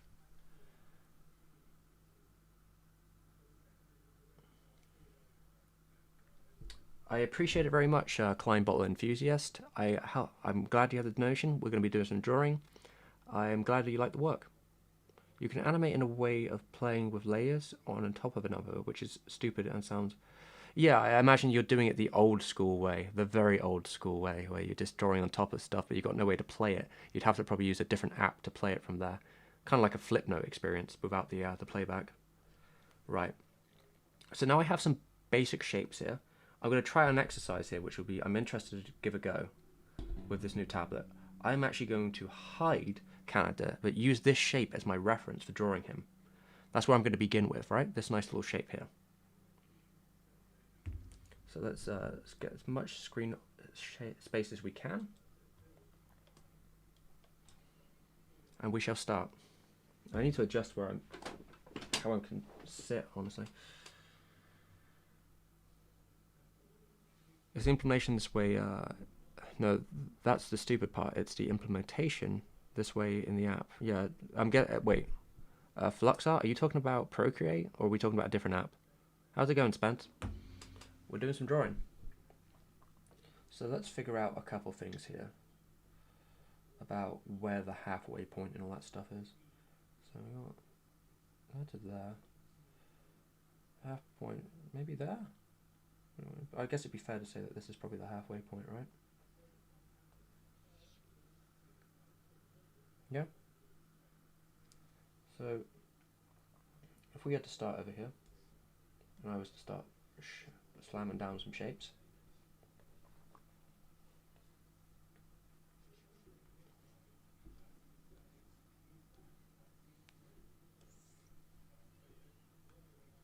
I'd say it's roughly.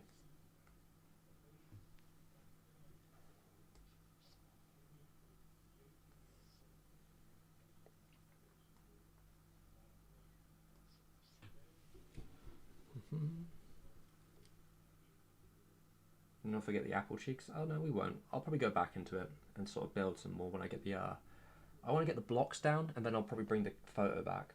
That's probably my plan there. Because to me right now it's about the shape language. And well, we do have some issues. Again, I will probably fix this tablet. I'll probably have to make the tablet the predominant HDMI. I think that will fix the issues I'm having.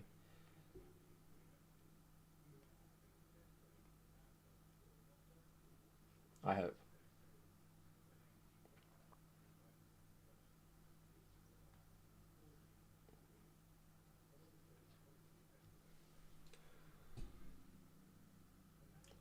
We've only been using it for a second. I said there's some issues right now to do with okay, did it just not do it? There we go. Yeah, there's some minor issues currently.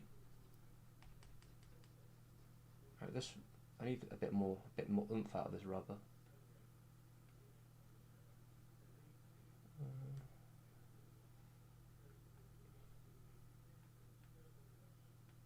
Yeah, there's some minor issues currently because of the way I've set it up.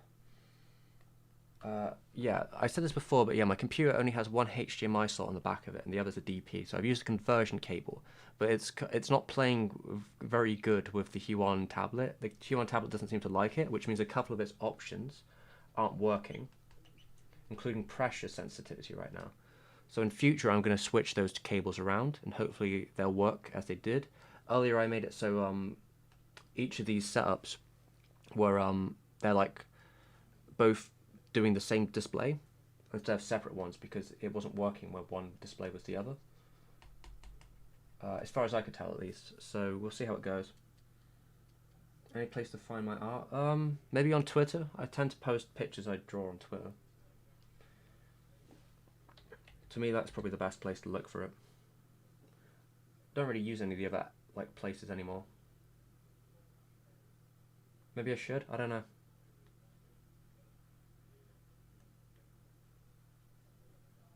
Get a website going again. Maybe I should do that.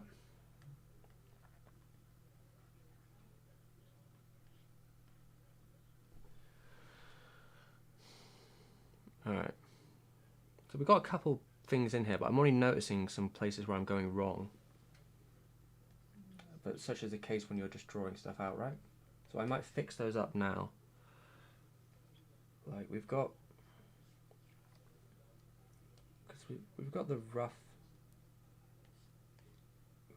elements in here, right? But I'm noticing like so I think it could go up a bit. In fact, if I got yeah, you see what I'm saying? My line is not very good, it went downwards. Nice. Alright, so what I'm gonna do. Oh. Yeah, I forgot. Rulers can be useful, but they're also kind of annoying on this program sometimes. So I'm going to have to find the layers out. And let's hide the guides for a second. What I'm going to do, I'm going to grab a couple pieces of the architecture of the face. And I'm going to move them up. Because it feels to me like more so that he's looking towards, what would that be, his left? So I'm going to adjust that a little bit and say, let's say about there.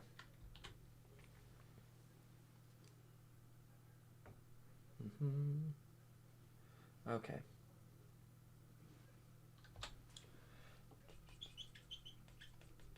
Yeah, I don't really like that sound. I think it's because it's fresh. It's a little squeaky when you do some stuff. Not huge on that sound. But it feels okay so far. I'm pretty loose with it, but I'm kind of getting the gist as we go. How's it going to feel for Fearful Milk? Getting that rubber could do a little bit more. Oh, see, probably the issue is that because I don't have pressure sensitivity, it's going on one default. but I will have to figure out how to get the pressure going in a bit. But that might be a little bit too awkward to do on stream, just because that's going to be me pulling out a bunch of wires and hoping they don't destroy everything.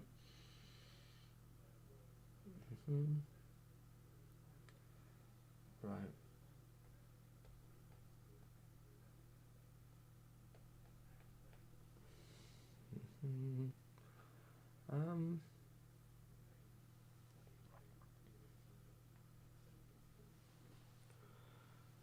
Yeah.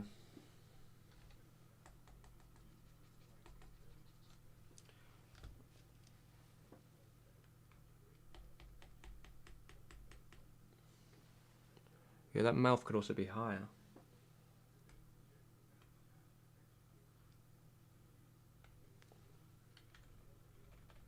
I usually do my mouths too low. I think that's a common thing with some of my work, is I always place the mouth not quite where they should be. I think they're actually a lot more close than you'd expect. At least for me.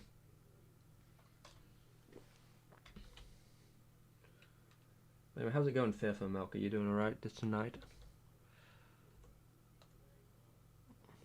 Yeah, I also noticed that hair is way too long on one side.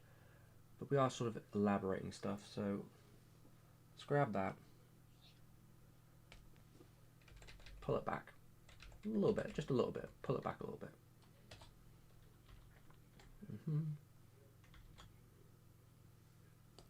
Oh.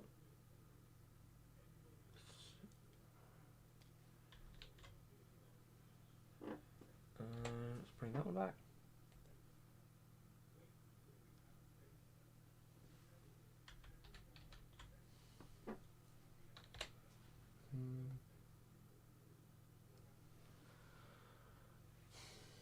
No, I don't like that line. Oh, system recovery settings can be adjusted. Okay. Alright, have a good one, Dor. I don't know how long I'll be going for. I'm just going to be testing out some stuff. I might put on some tracks. So, 1 second, guys. I'm going to switch between different modes for a second. Okay. So, I'm going to look for... I want to put some... let's get rid of a couple of these things. Get rid of that one. I'm going to put on some Ridge Racer right now, because that feels like the vibe I want. Ridge Racer. Maybe Ridge Racer... let's type in Ridge Racer and see what comes up. Because that's definitely a soundtrack for this video. There's going to be some little bits and pieces of Ridge Racer in there, on top of the actual soundtrack from the movie. But you know, you got to be careful of that copyright. So let's see, which one do I want?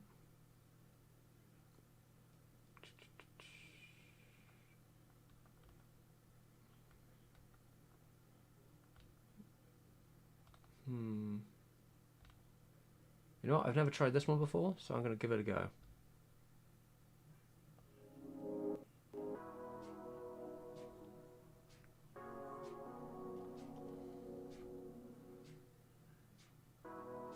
Okay, I think I've tried to draw so many times on digital, but I've easily frustrated and stopped. Yeah, I mean, I've been on and off with digital drawing for probably since I was about 16. So I've used lots of different programs, and I've had up and down success. Recently with Clip Studio Paint, I found a program I quite like to draw with. Oh, Jesus. Yeah, I found a program I quite like to draw with. And because of that, and because I started using it a lot more, I thought it was about time I start moving up with a tablet that's less shit. And this one feels alright, I just need to get used to it, I guess. And I think I will have to switch some cables at some point. So let's go back into here. Oh yeah, I got to switch modes again.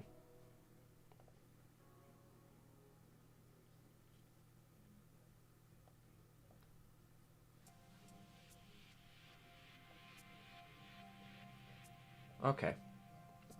Tell me if the audio goes shit again, because I've switched modes, so it might get a bit funny about that. Me who draws digitally with a mouse. I used to do that. You're a bold person. Maybe if you're going to draw with a mouse, you might as well buy a really cheap tablet as an alternative at some point. Because why the hell not?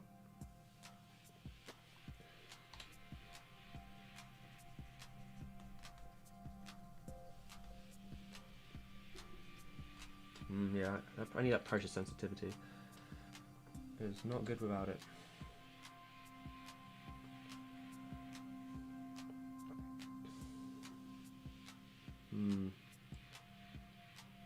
Okay. I also see that I think he's turned more. See, I'm really not used to. Wait a minute, I need to. I'm trying to get. Yeah, maybe I can get like that. I need to get my anchors right.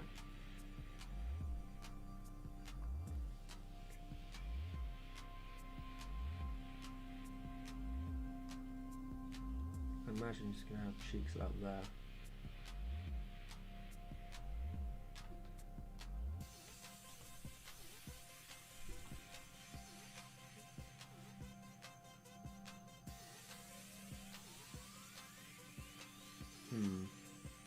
Okay, so some of the core bits and pieces are in.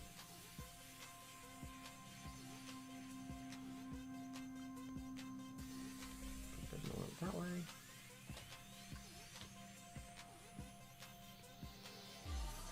I've been doing this for 2 years, and my friends who are into art think there is something wrong with me. Okay, I guess the question, Fearful Milk, is why do you draw with a mouse? Because that's really not good for your wrist. From someone who suffered from injuries because of some of the techniques he was using, including the way I held my mouse, a small tablet, and doing repetitive movements with it, I can tell you you're not going for a good time in the future if you continue to use it in such a way. Most normal mouses are not great for your wrist.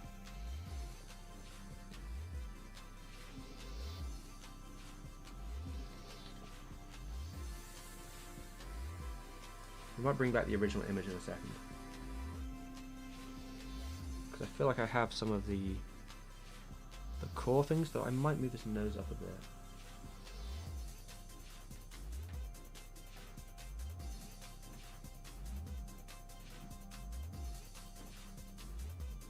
Oh yeah, probably a lot. No, maybe we're running on different. In general, we seem to be running a little bit differently. Where are our heads at? I might. In general, this probably could move up.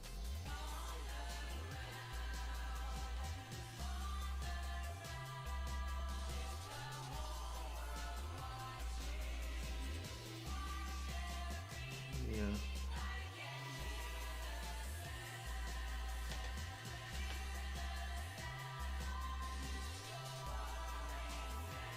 Trackball might be good. I'm not sure. You have to go with that one. I'm not sure if trackball would be good for you. I think it's still kind of wrist stuff.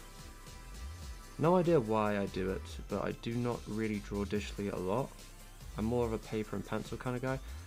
Yeah, I mean, I just still draw with pencil and paper. I think the issue tends to be about getting pencil or paper onto a computer, and it can be kind of annoying. Scanning stuff takes a long time, unless you have like a photo crane operation going on you, but not ideal for most people.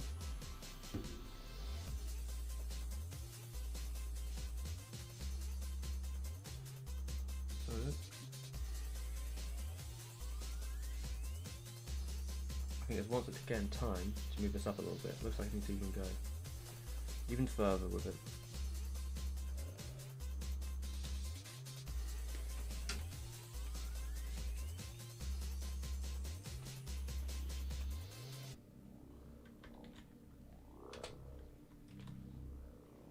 Okay, that's I think that's a pretty good starting point. Draw something out an extreme, maybe, I don't know if there's no utility to it, but maybe one day. Right.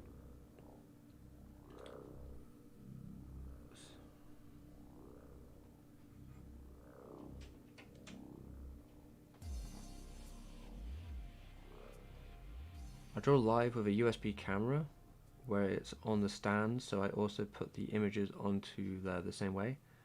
Yeah, but my experience with that is that it depends how good your camera is. A lot of the time the camera isn't very good at picking up the amount of detail you will need. Because I used to photo things with a camera when I was younger, and yeah, you just couldn't get enough out of them. My newer camera is a little bit better at this, but there's still limits to how much you can take. And it's also about having it on something, like your USB camera on a stand. Having the camera in a specific spot really helps, and then having even lighting on it really helps. Depends how good your camera lens is at picking up the amount of detail you need. or I guess it depends what you're using it for. Because some people might just use the pencils as like the default, like their rough sketch basically, and then they'll just draw over it, so it doesn't really matter how great the quality is at that point. You're just using it as a basis. But if you're doing other stuff like animating by using the drawings, and you're taking a photo of them with a USB camera that's not great, you probably gonna have some issues along the way.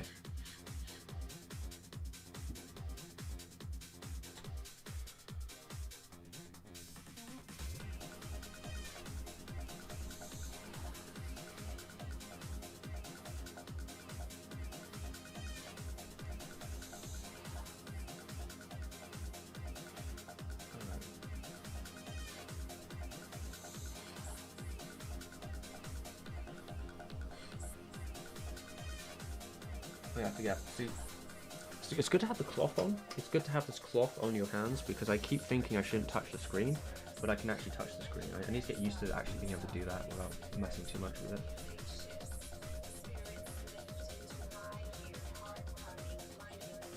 It is not Tommy Wiseau, unfortunately, but yeah, I am giving it a good go. There's still some minor issues though.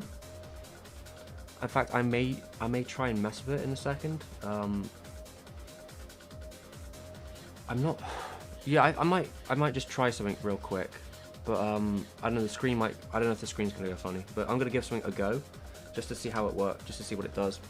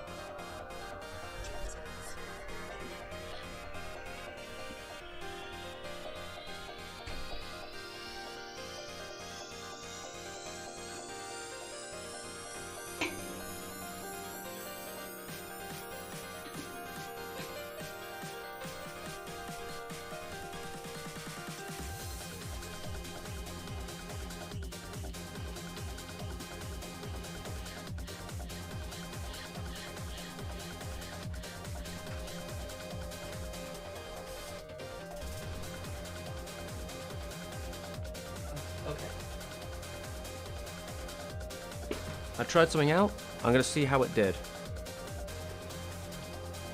This may make things easier for me. I'm gonna have to test some stuff.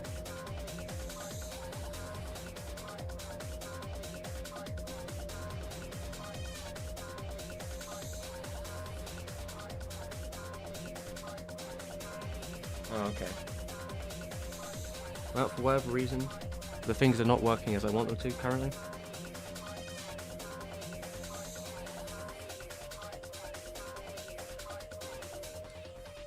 Yeah, for whatever reason, pressure is not working right now. I'm not really sure why.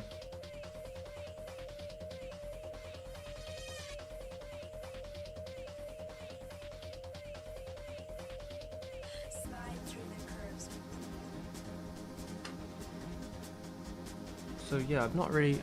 I'm gonna have to like do some looking into what's going on later on for this stuff, but it's kind of annoying. I don't know. Let me just turn off my thing and turn it back on. Not sure why it's done this. It might be because I'm screen sharing now, and it might not like that, but I may have to do some adjusting at some point. Maybe the screen is not the Oh, okay. You wanna work?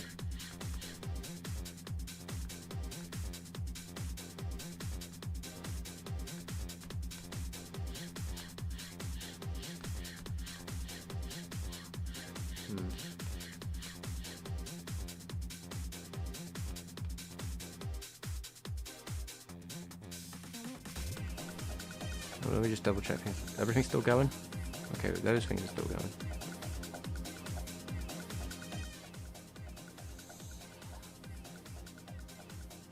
Okay.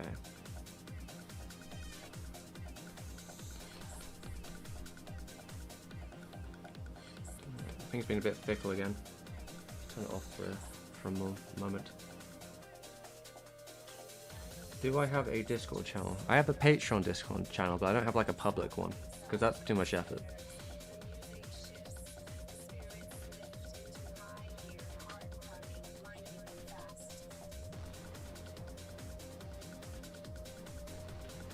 Let's see, how we doing? Oh, okay. Now, we're having a lot of technical issues with this tablet tonight. I'm not sure why. Do I need to shut it down first?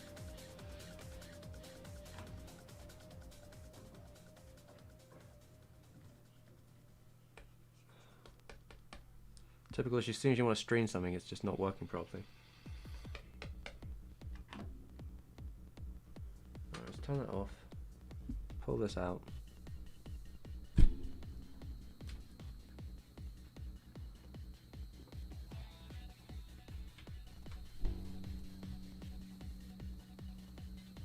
Yeah, you gotta love tech, alright? You gotta love tech. Might be my displays too, so we'll see about that.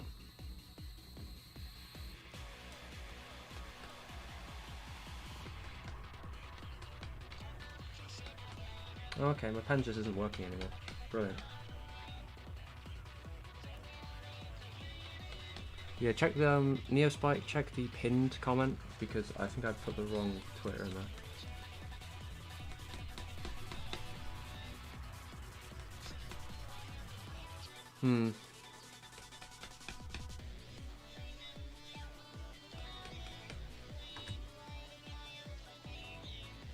Alright, 1 second then. Alright, well. Could be gone better, could be going better.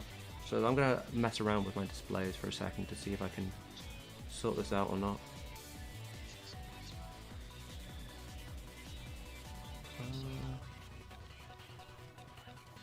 I know what I want. But yeah, like if you look at my pinned comment in the stream thing, you'll be able to see what I actually am. So let's see, if I go into, I think I need to go into control panel and go into my visuals. Otherwise, I think it's display.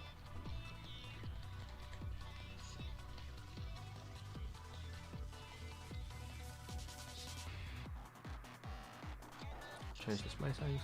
Multiple monitors on the same one.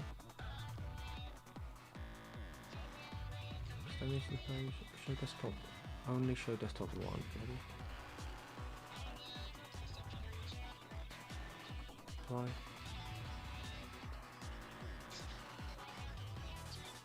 Keep changing.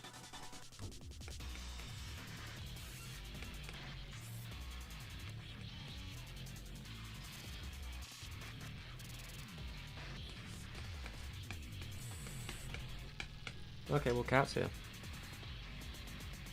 Simple question, have you restarted the Human Tablet software? The software? I have not, I can give that a go, I guess. If it's, I don't know if it's, is it really that fickle? Or maybe it's opened like 2 of them at once. I restarted the tablet, I didn't start the Human thing again.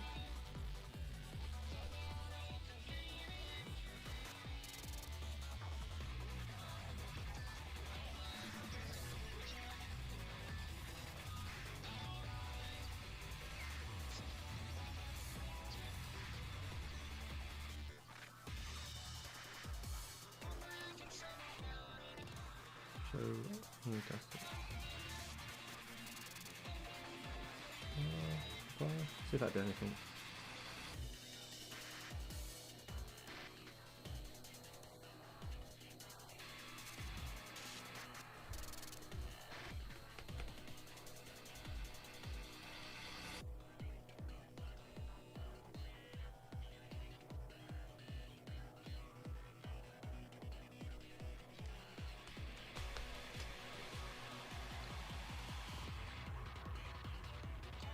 Okay.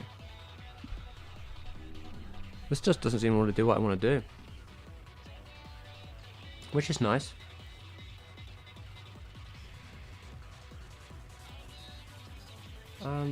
Yeah, I've just restarted the software, but the pen isn't working.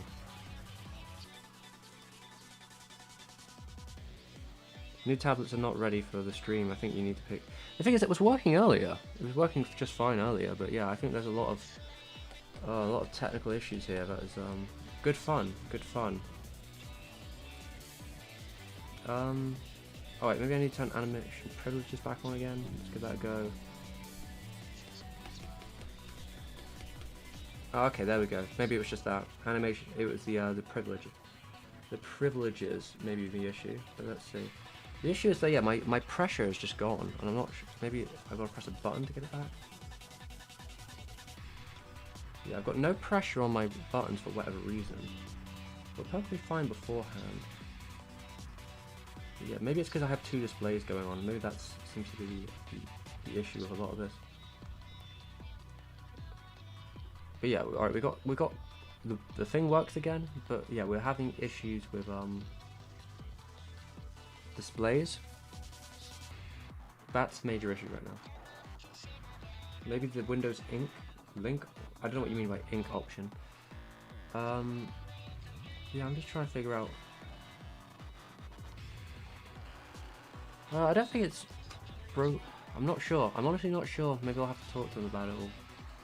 Was working yesterday just fine, but this all came into an issue when I started using multiple displays. When I just had a HDMI in the back of my computer, it didn't seem to have an issue, but now there's two screens where I was trying to get my screen to work with it. It seems to be that's when the issues start coming in.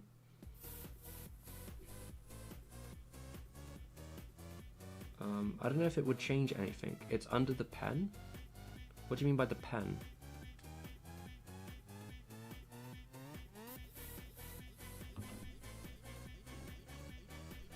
I guess in the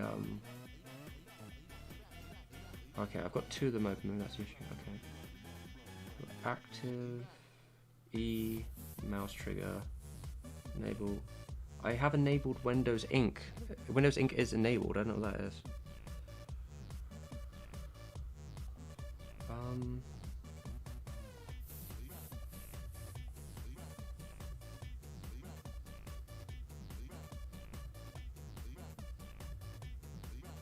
Show it only on 1, 2, apply.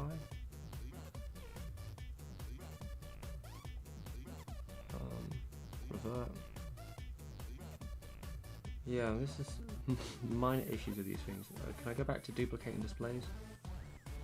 Apply. Keep changes. Okay. Yeah, now the issue is just pressure. Well, that's what it seems like it to me. For whatever reason, the pressure isn't working anymore. And I may have to Google that or talk to the team about why that's happening.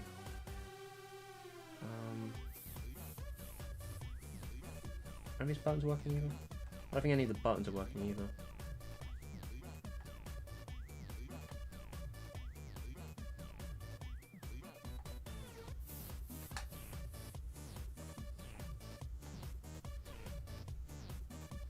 Windows Ink is like the Windows way of using drawing displays. I've heard sometimes people have issues with it. What, do you think I should turn it off? I mean, turning it off doesn't seem to have done much, but we will leave it as it is for now. And what I'll do, I mean, it's working again. So what I plan to do, pull back a bit. I'm going to change back to this one.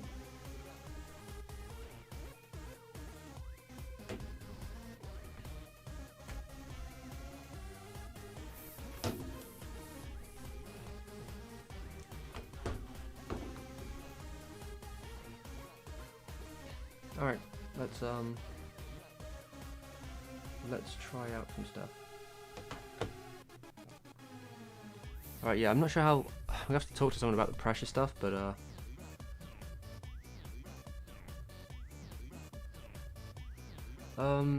don't know. I think it's the multiple displays thing. I think it's getting a bit funny about having two displays. Trying to. Oh wait, is that working? Well, the pressure thing seems to be working a little bit. Well, the size wheel seems to be working a little bit, but.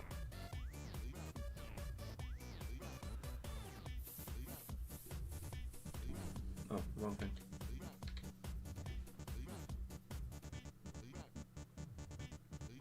But yeah, we'll have to see. Actually, this feels a bit this does feel a little bit better. This does feel a little bit of that Windows ink thing on, but I do think I would like to get the pressure back somehow, but I'll see how to do that at a different time. It's not too much of a big deal now, because we're just drawing a little bit. So, let's see what we can do here. How about we turn him back on? And let's get rid of our guides. These ones at least. Okay, there we go.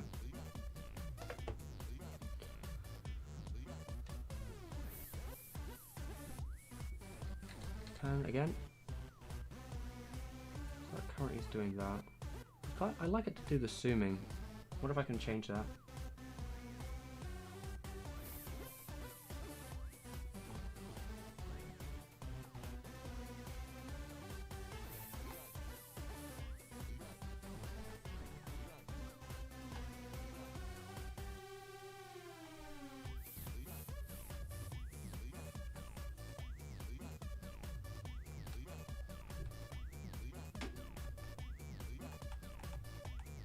Alright. Okay, there we go.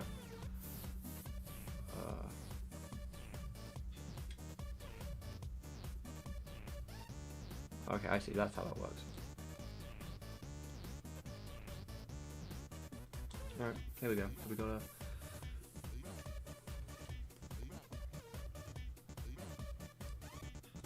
big face. But yeah, I guess we will give this a go. So, oh.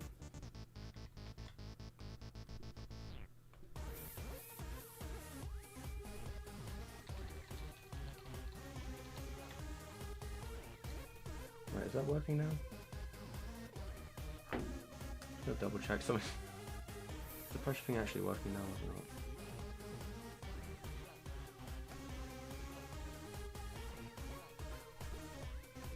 No. But we're getting there, one step at a time. Things seem to be getting a bit better.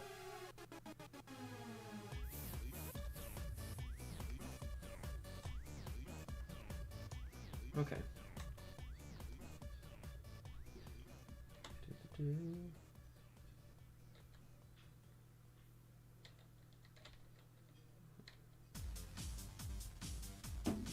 Alright, I'm gonna do a little drawing on here then. So let's bring his cheek back. Oh, where's his bones? Where's cheekbones? They're on there. It's kind of right where this one is. So it's a bit like there. See how strong a lot of these features are in him. So he's probably going to be a good candidate for the redlining process because he's got really strong features that can be taken with like deep shadows.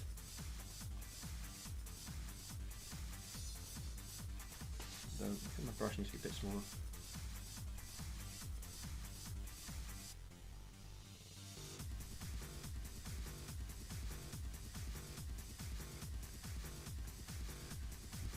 Okay. Probably just keep his glasses just strict black. Like really like that. Nice and cool.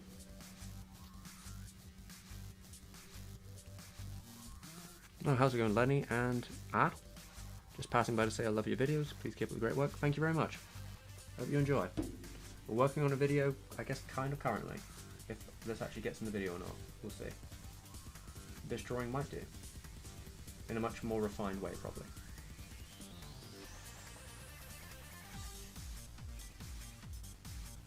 Let's see.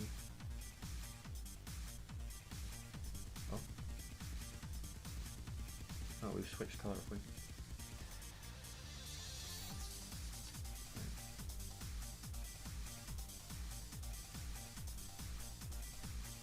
There we go.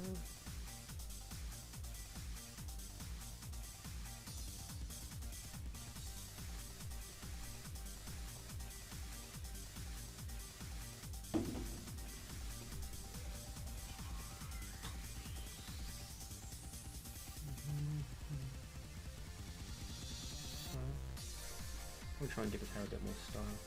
Actually, I think I'm getting the gist of using the tablet now. I think I'm starting to get a feel for it, but I do need to fix the pressure stuff. But that's not the worst thing in the world right now.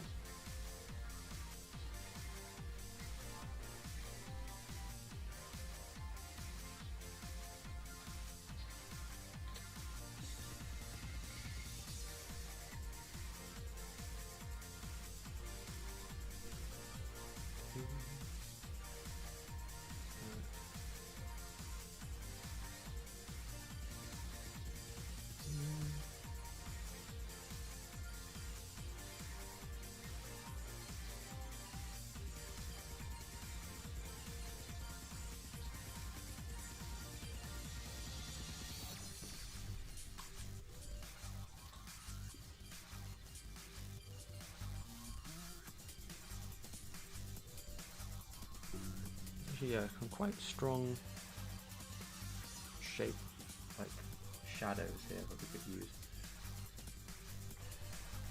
which will definitely be good for what we're going for. But some of these lines could be a little better. We're getting there.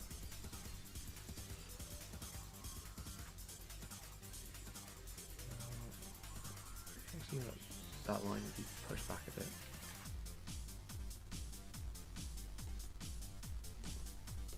Just a bit like that, maybe. A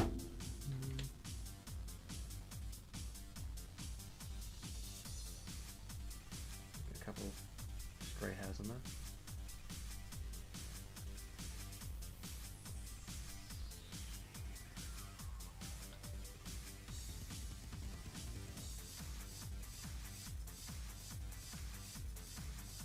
Yeah, this isn't too bad. I think this is. Oh fuck, no. Isn't too bad. Deletes the whole thing. Very nice. Very nice, Steve.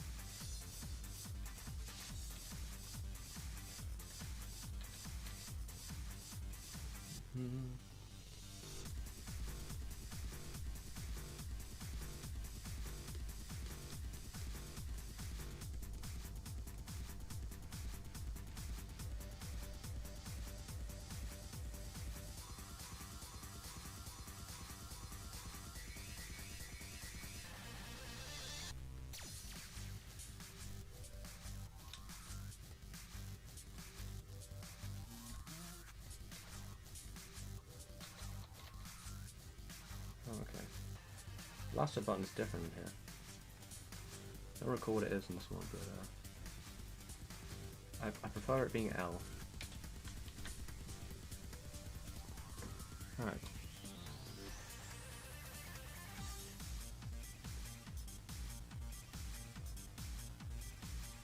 It'd be good to actually then to specify where the edge of his face is in his glasses. Guessing it's about there.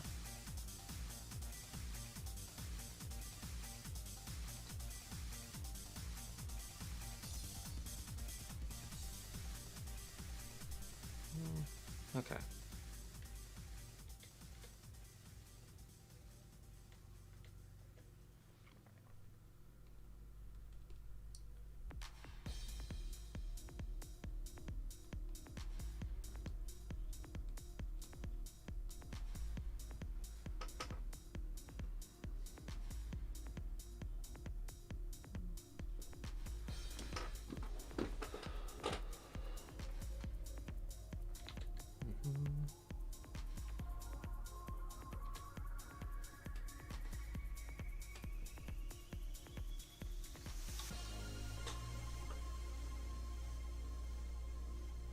I mean, being this zoomed in is actually quite useful with a tablet, like you've got a lot more control.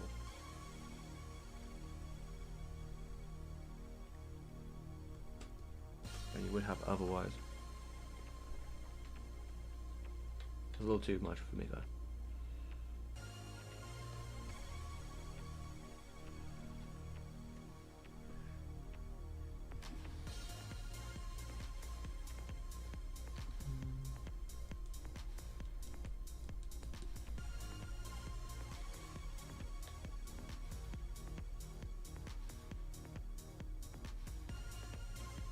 Hmm.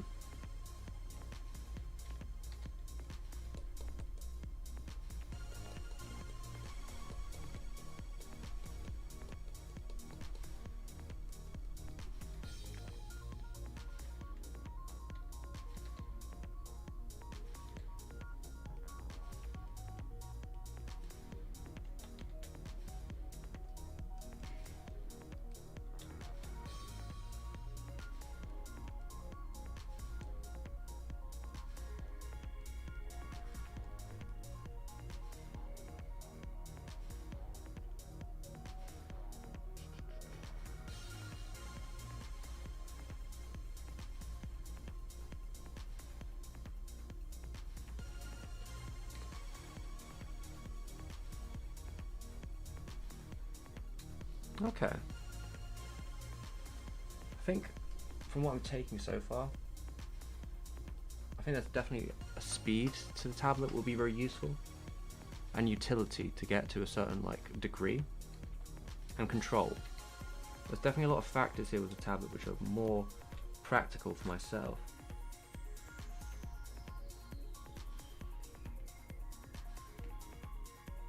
Although, yeah, when I get it working at 100%, that will probably be much easier to work with.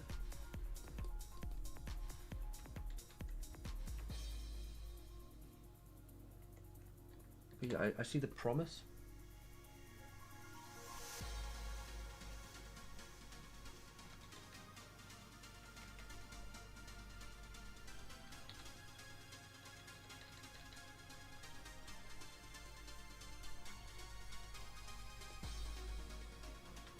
For what it can do.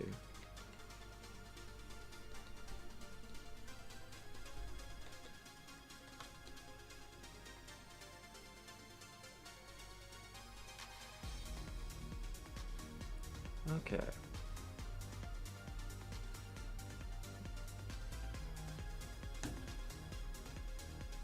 Like, they sort of really simplify sort of the elements down when it comes to the nose in like the red line. So maybe this whole part just becomes shadow. That might be what happens.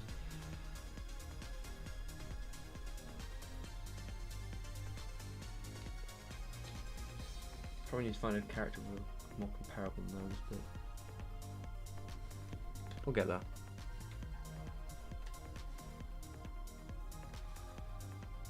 There's certainly some elements of the shadow there. Like that.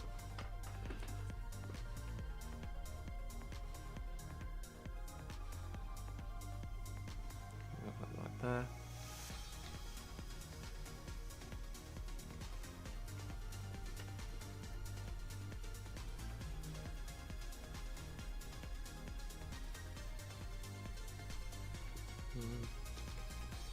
Yeah, the eyebrows seem to be very sharp in red line, so I'm probably going to bring that element in. Though you won't be able to see much of them, but it's probably...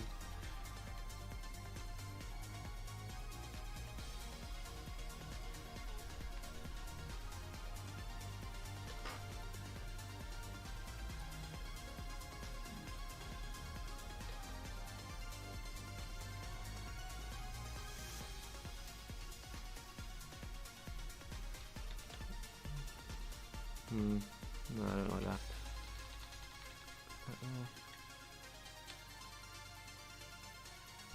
Okay.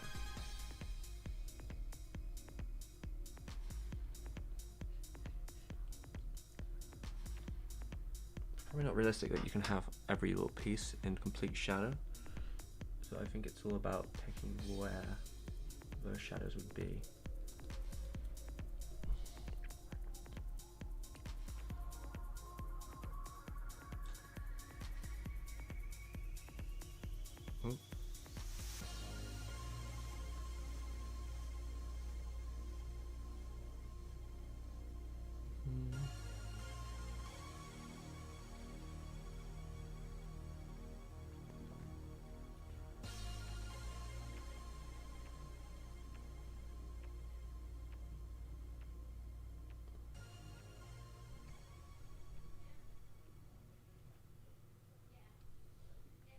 Because I feel like instead of having a completely black shirt, What Kyoke would have is he'd probably have a grey shirt with some black highlights on it.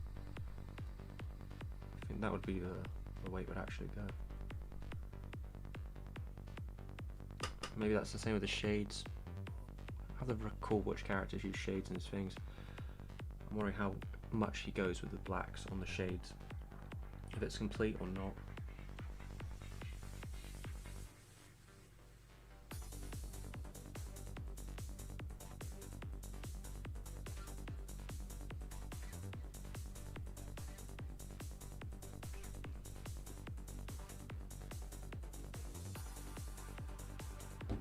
Okay.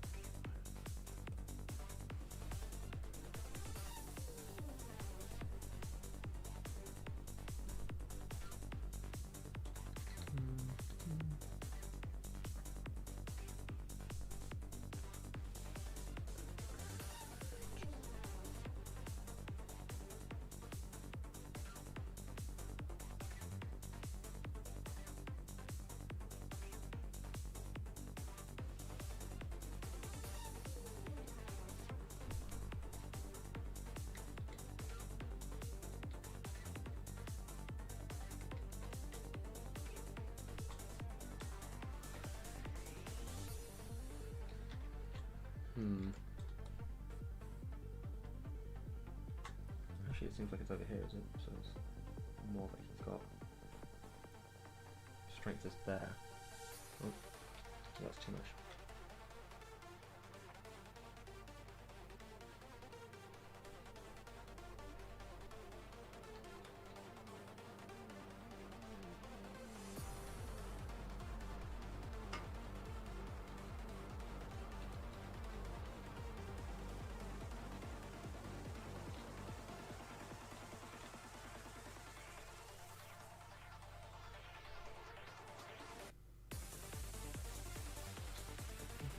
Two separate points actually. So one there.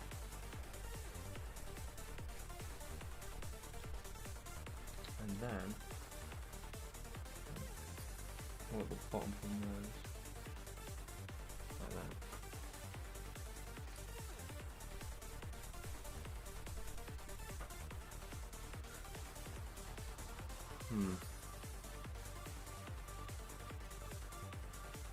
How's it going, Beatrix? How you doing? I'm just testing out this new tablet, basically. That's been my plan.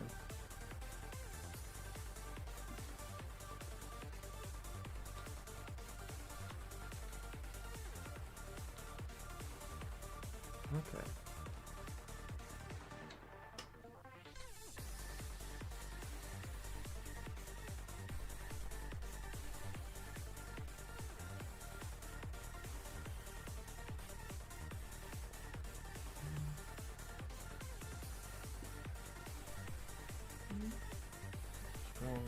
Strong lineage.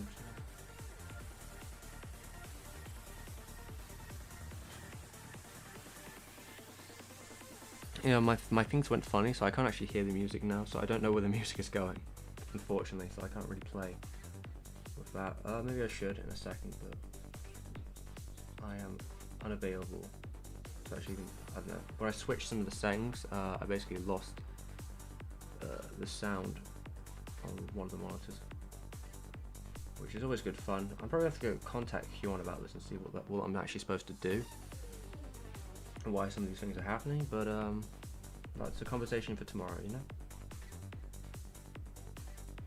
Because I'm just trying to connect two things at the same time.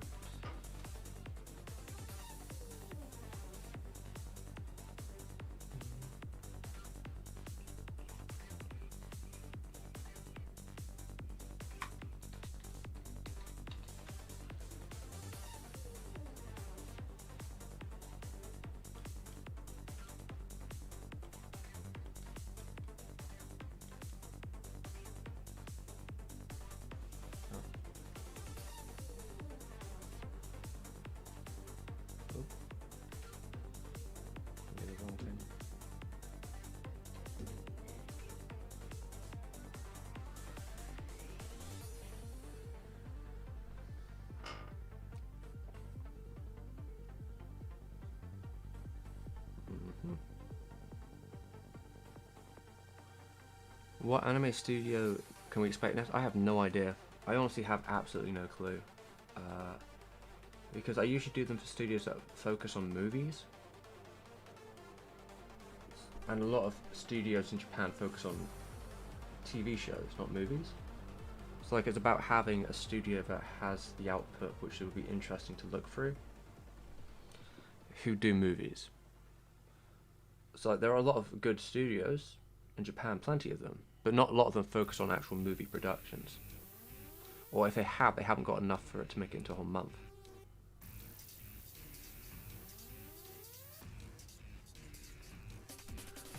But usually I do them in December, so I wait until the end of December to figure out what I actually want to do for that month. It's usually like October or December I do them in, so probably December would be the best time to do it. So if I have an idea, I'll figure it out then.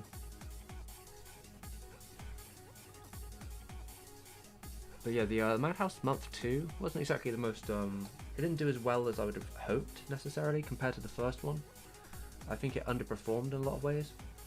It doesn't really surprise me though, to be fair, I will say, because like a lot of the stuff I was talking about was far more obscure in a way that doesn't have that like appeal, like that audience appeal, because it's from the mid-2000s. And a lot of it like no one had even heard of. Didn't have those cult followings. So there was that to it. But there were definitely a couple I would have liked to do better, but some of them seem to be growing still. So they might be more of a slow burn thing.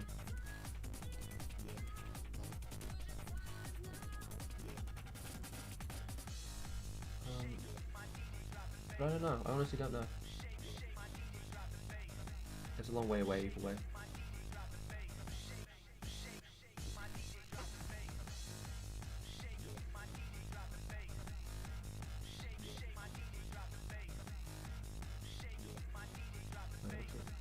There we go.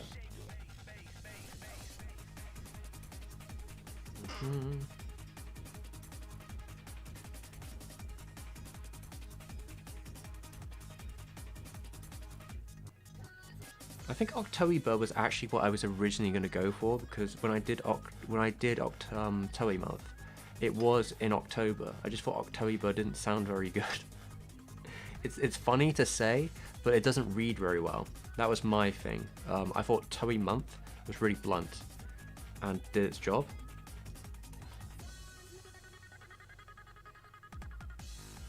I mean, I've never seen any other anime review stuff. I don't really... It's not really... I don't know. I don't really think the key to the channel is, like, reviewing anime per se and, like, the broad factor. For me, like, the point of the months is more just to have a bit of fun. So, like, it's about experimenting and trying stuff on, like, a much faster schedule. I don't necessarily tend to think of myself, like, as a review thing most of the time. I guess those are just more exclusively that sort of era because of the time constraints I'm in to make them. So that's how they end up being.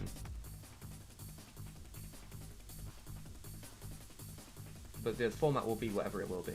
Like, depends on how I'm feeling that week, basically. I mean, I try and do my best, but you know, we're all human, right?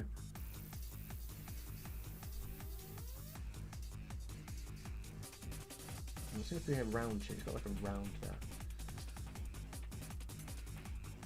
Finish the drawing, yay smiley. Oh good, I'm glad you finished your drawing. I'm probably nowhere close, but I've got a good foundation down. I'd certainly say that. It depends how far I want to take it in the direction of like red line now. Which I guess will be thoughts for later, really. We might be closing the stream off soon anyway, because I probably want to get some dinner and work out some other stuff. But I think this has been a good exercise in trying to get this working. Although I will definitely be having to contact you on to be like, what the fuck am I supposed to actually do? Because this is weird and I don't know why it's doing this. It might work just normal if I just rip out the other like display, but it's so awkward to have to jump between displays all the time. Like if I have to start pulling things out of the back of my computer just to get this tablet working, I don't really like that idea. So I'm hoping I can figure out some compromise there where things work and they don't mess me about, which I'm sure there must be. I think I said it to you over sent it over to it if you want to take a look. But I'm confused with that app. I can't go on Twitter right now, I'm locked out. So I'm not going on Twitter anytime soon. But like maybe after the stream I'll check it out. How's it going, NA? We're just doing some drawing. I'm testing out this new tablet. Minor issue, well, technical issues aside, I think the tablet's working pretty alright.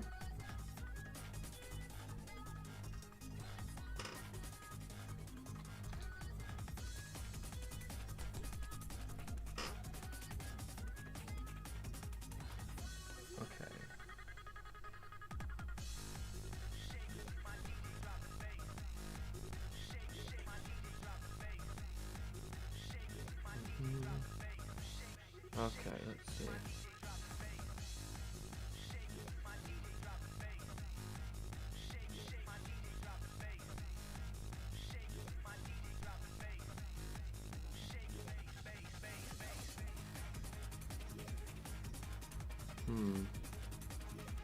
I think his hair might actually be short on that side.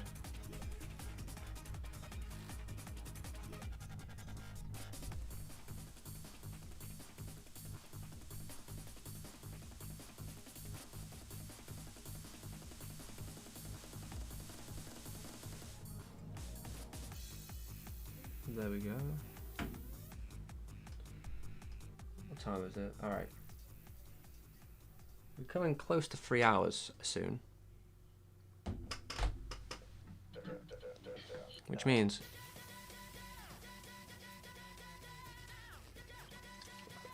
we may cut it down in a sec.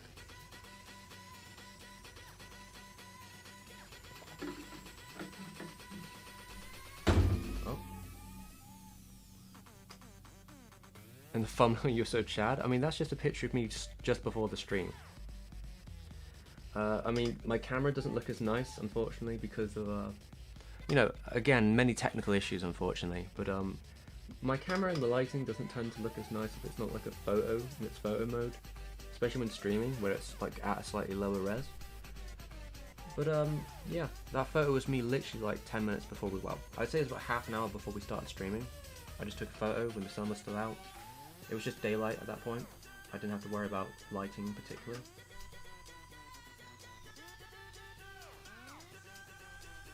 But yeah, it was a good little photo. Or like video photo, I guess. I might have took it with the video function and then just took the screen grab out. But yeah. I like that thumbnail, I thought it was funny.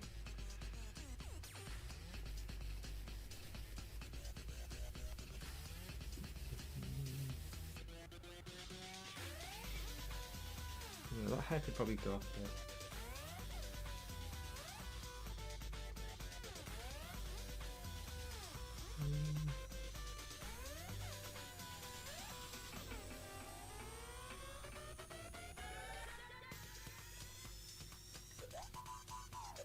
Yeah, I think that would be better, because then I can bring the collar up a little bit.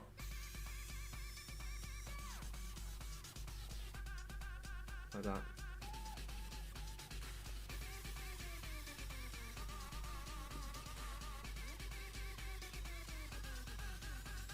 Yeah, I like that better. In fact, I may make that the coat in itself a lot more like cool.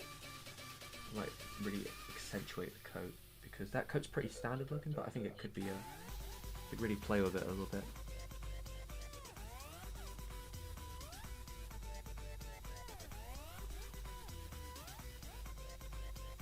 And bring out the points on it, like maybe we go really pointy.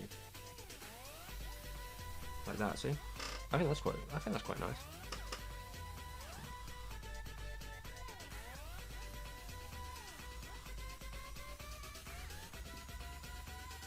Yeah, really accentuate that, because his face has a lot of round points, and there's like a round square jaw. Oh, okay.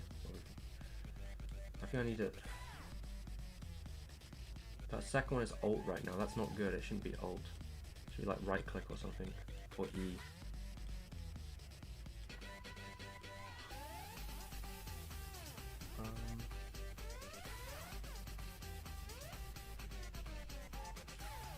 Oh, okay, well one of them was E because it's changed the back. Okay, nice.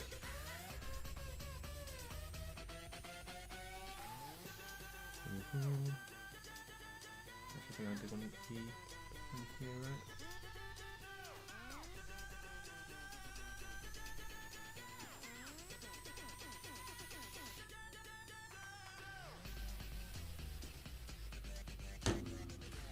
Okay.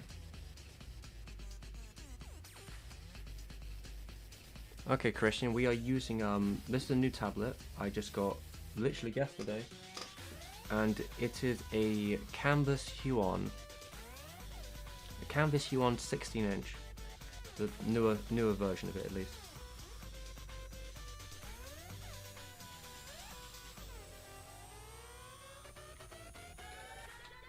I'm still trying to figure it out myself. We've got some minor issues with it currently, but I'm working on it. I'm working on it. Well, since turning off the Windows thing, while I haven't got the pressure thing working yet, again, it was working yesterday, but that was only when I had one screen plugged in, not two. Maybe if I pull up the other, well, it's probably not going to do it now because of complications, but I will just have to figure out why it's doing what it's doing, which will probably involve talking to them.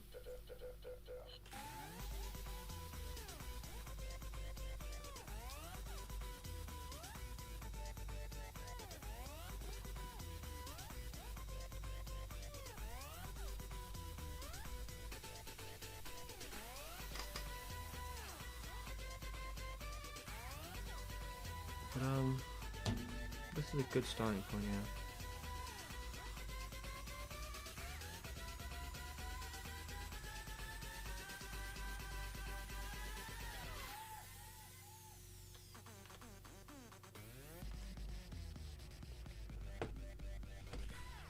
Now, if I were to like remove that, that's where we're basically at.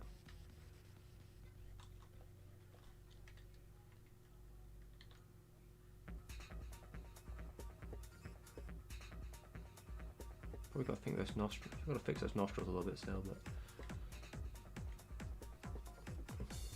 I think after do that, probably have to start ending the stream or start wrapping up a little bit.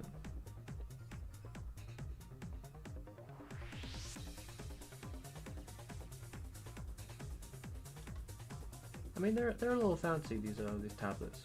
Well, I don't know if they're as fancy as some other tablets. Honestly, there's too many wires. If this has already caused an issue, if I didn't have to hook this to like 3 different things, this probably wouldn't be an issue if it was just a USB connector, which they can do with some of their tablets. I mean, some of them have the USB-C thing, but like I don't have a USB-C drive like on my computer, so I don't really know how useful that would be to me. Unless I can use a converter from one to the other, but I still feel like that could cause nightmares in its own.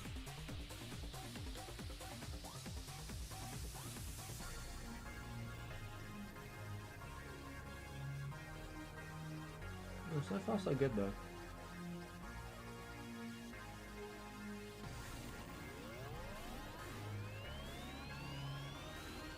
Bowling next, I now have a draw, but yeah, maybe I'll flip the canvas before I end.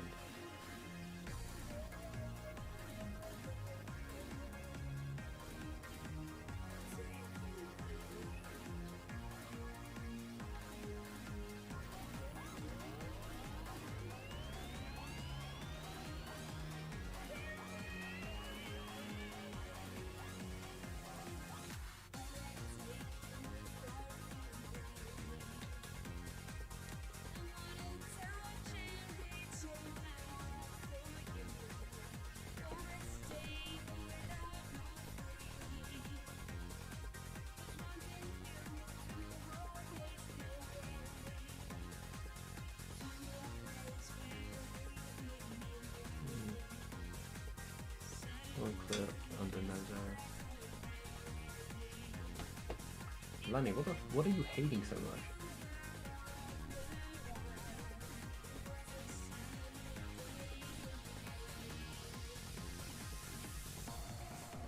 Oh, sorry, I didn't catch your first message. Like, everything has USB-C, but no PC has more than 2 USB ports, except an Apple computer here.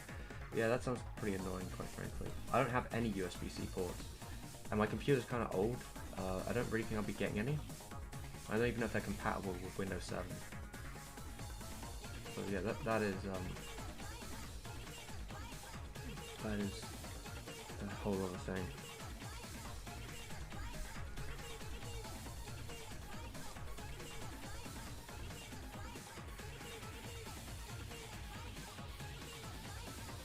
Though apparently you can use one I've seen they have a wire that's like one USB-C for like a whole tablet, but again you'd need to have a USB-C to begin with.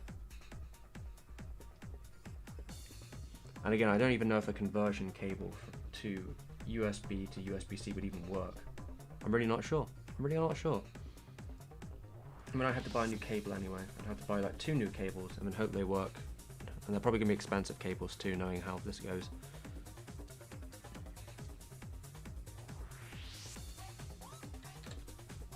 Does look like here though.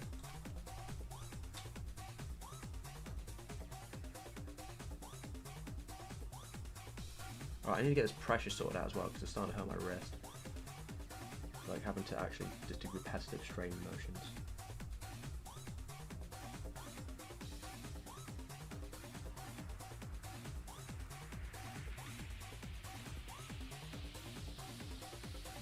Alright, we're about there.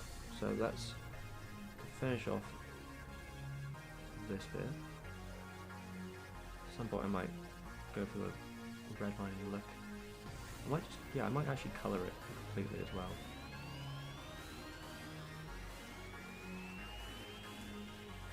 I guess it would not work because it's probably even Thunderbolt 3, not to confuse it with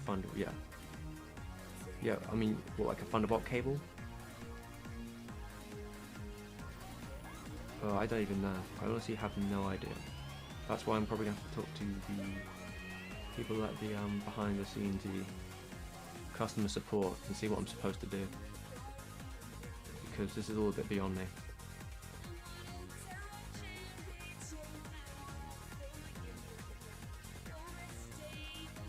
Not just look at the twins hanging out.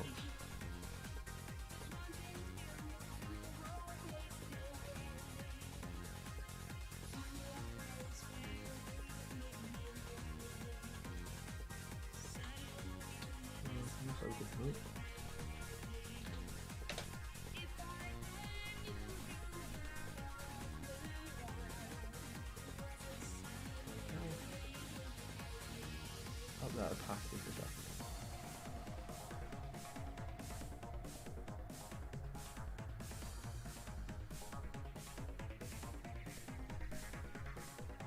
Yeah, probably even up his glasses a little bit.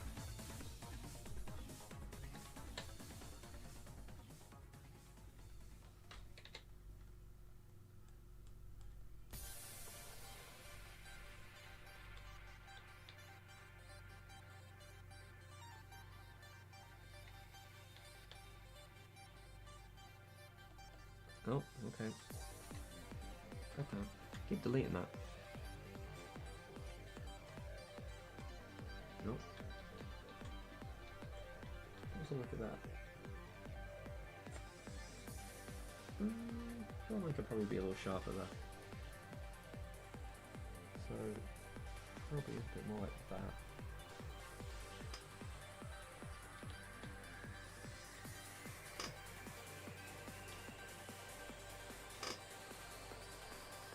I haven't quite filled into his mouth yet that much, but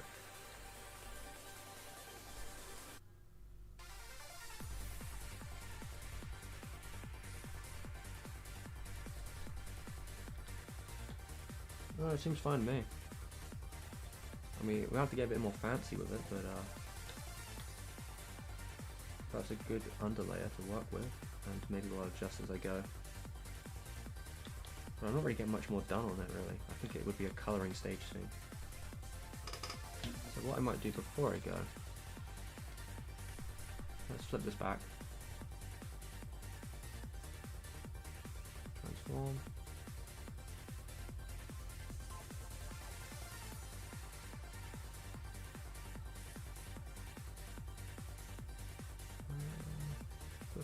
There we go. Before we go, I'm going to test out something I usually do. It's a bit of a gamble, but I like to do a colorize all on these things and see how they colorize it and just see what it does. I always find it fascinating to see how it like picks it out. Probably won't use it this time because I need flat coloring, really. Oh, okay, that is cursed. Jesus Christ. But interesting nonetheless. Some of the colour choices are actually alright. Like if I pull it back to about there, I kind of like some of those colour choices.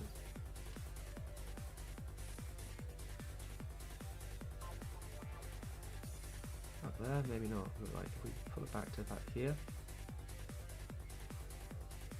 Yeah, about there I actually quite like that.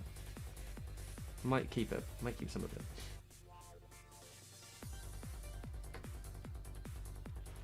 I like some of those colour choices there. I may still add some more colours on top, but I think these are nice undercolours to begin with. Thank you, Lego Gonk Droid. Nice. All right, yeah, I'm getting hungry, guys. So I'm gonna save this file as it stands right now. You know, tablet, not too bad. Still work out the kinks, but I think that this is a good. I think this is a pretty productive drawing session for my first proper drawing session. That's what I would say. I do have a face. I have two faces, mine and this drawing I drew.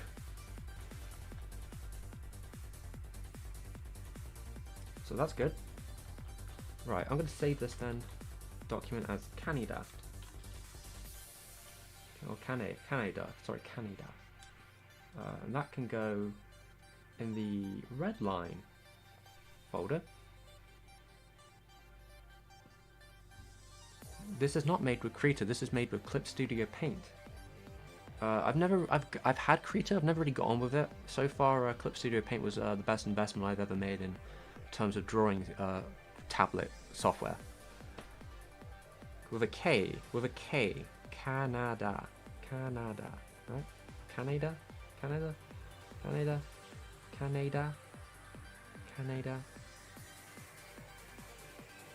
The animator.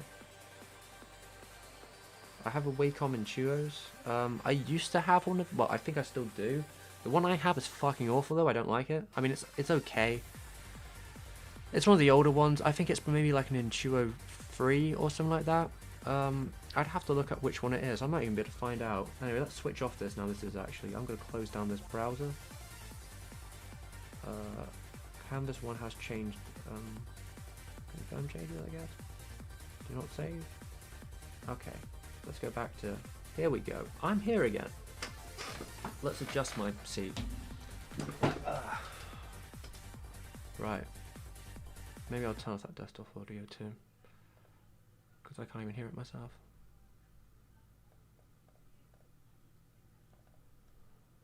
Okay, review. Right, live stream. I could probably literally find out right now. Maybe if I go back far enough, I can find out which tablet I actually bought back in the day.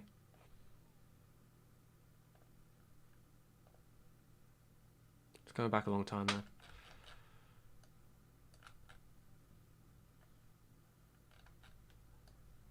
Wonder how far we can go. Past 3 months. How many years ago would it have been?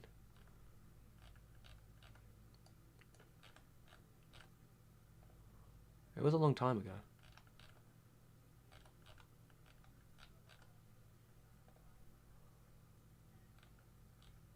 Let's see.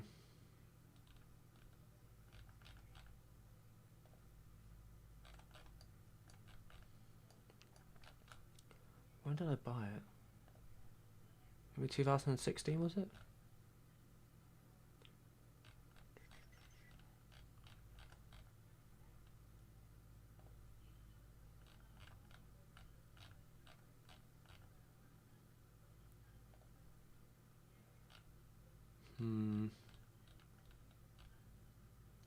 Okay, yeah, here we go.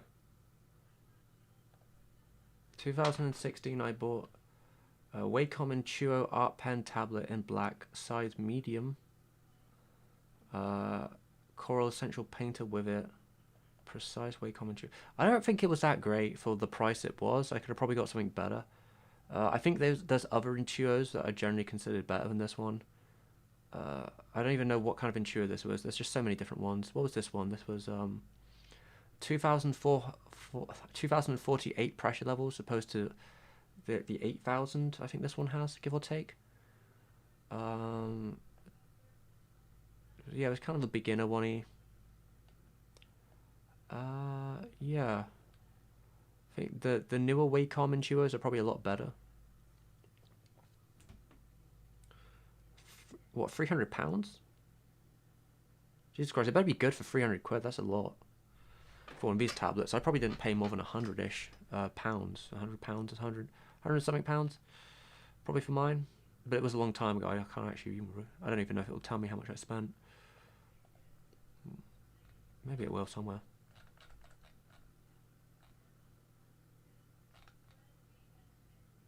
Yeah, about 120. I mean, the transfer rate between those two isn't exactly a huge difference. So it'd be like 280, maybe 270 for you compared to me. Right. I don't know. I feel like I'd rather have a screen tablet from someone who's been using one of those for forever. Doesn't do me much, to be honest. It's like a paintbrush more so. Well, mine was. It felt more like a paintbrush than an actual like thing for you drawing, but you could get some effects out of it. It wasn't horrible, though. You know, I think you could have done. I think there were better out there. All right, thank you, Lego Gonk Droid. I appreciate the support from the Lego community. Anyway, I'm not going to be here for much longer. Anyway, I'm going to wrap this up a little bit. So, where are we at? Right. I'm going to shut this tablet off for a second.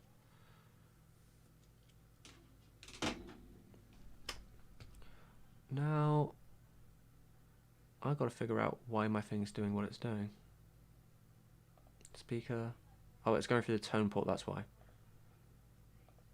Okay. So it wants me to put my headphones in to get any sound out of it. That's fair. Alright. So I'm going to be wrapping this one up because I want to get some dinner. It's getting late. Yeah, thank you for joining me. Thank you for experiencing my technical horrors of trying to figure out how to get this tablet going. You're back for the end. Glad to see, dog. Glad to see. I'm gonna do some stretch.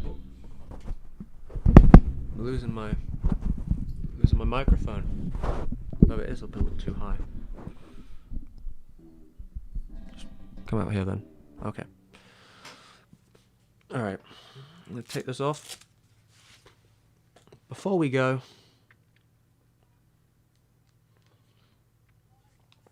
gonna do a couple of stretches, I guess, before we go off. Just, you know, some warm down stretches.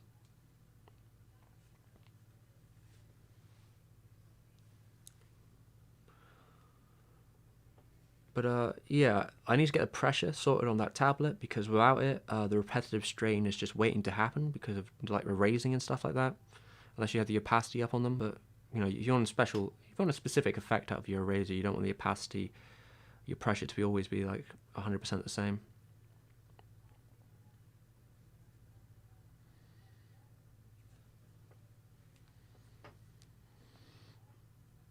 Oh, yeah, where is Annie Fred and his obligatory tank top comments? Well, maybe it's too cold for him to be coming out of the Pardon me. Who did I draw? I drew the animator, Kaneda, Canada. Let me get his first name for you because I always forget his first name. Canada animator. Not the one from Akira. Yoshinori Kaneda. Yoshinori Kaneda at one time was one of the most famous Japanese animators of his period. He worked with a lot of predominant creators from Rintaro to Miyazaki, God knows who else. He also worked as a core component of his own film from 1984 called Birth. His style influenced many, many different animators. And yeah, he also worked in 3D a fair bit towards the end in the Final Fantasy universe. Daughters of Dusk, eh? Yeah, he's a pretty prolific talent. No, it's not from Akira. Actually, I wondered, did Kanda work on Akira? I don't think he did. He worked on Genma Taizen, which was almost like the spiritual prequel in some ways, in terms of like staff and intention. No, he went to work for Ghibli at the time, so in '88 he would have probably been working on Kiki's Delivery Service, even though it wasn't out yet. He was probably doing the drawings on that one.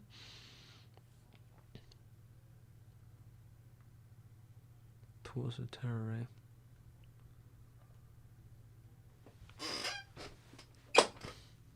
But yeah, the plan would be I was going to draw a Canada for one part of the video, but probably kind of a bit more redlining. I was going to give it a bit more deeper shadows. I mean, it has some stuff already built in, some sort of deeper, rougher shadows on it.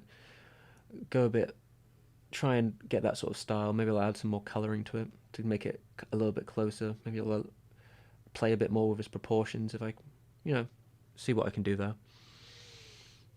Just adjust them slightly, see if I can get something interesting out of it.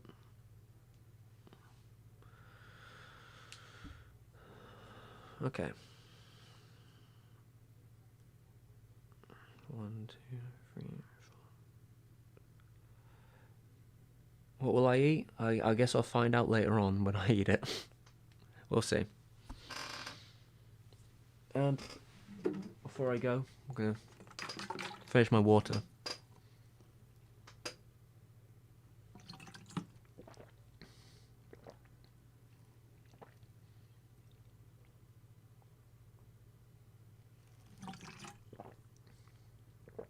Alright.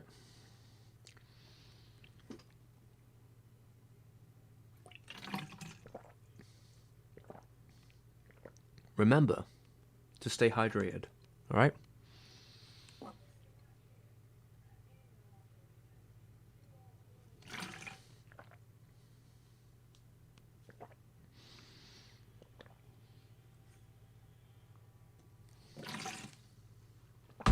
That's more or less all of it. Right. So yeah, usually with the archives of the streams, they tend to go on my Patreon thing. That's where I keep most of the archive. But we'll probably be streaming again next week at some point, and I'll keep you updated on the Redline video. I'm hoping to get it done by the beginning of March, but I don't know if that's actually a good, realistic goal, but somewhere towards the beginning of March in the first week is when I think the Redline video will probably be done, if I'm lucky. Hopefully. So yeah, that's my plan. I can fit about 2 litres, I think, in that bowl. Oh, there's a comment there. What does that say? What is that? Rashi Su Tori Mu. I can't read the 2 first characters. Let me just go on. Great stream. Oh, thank you very much. Arigato, I guess. Thank you very much. And yeah, I will catch you all another time. Bye-bye.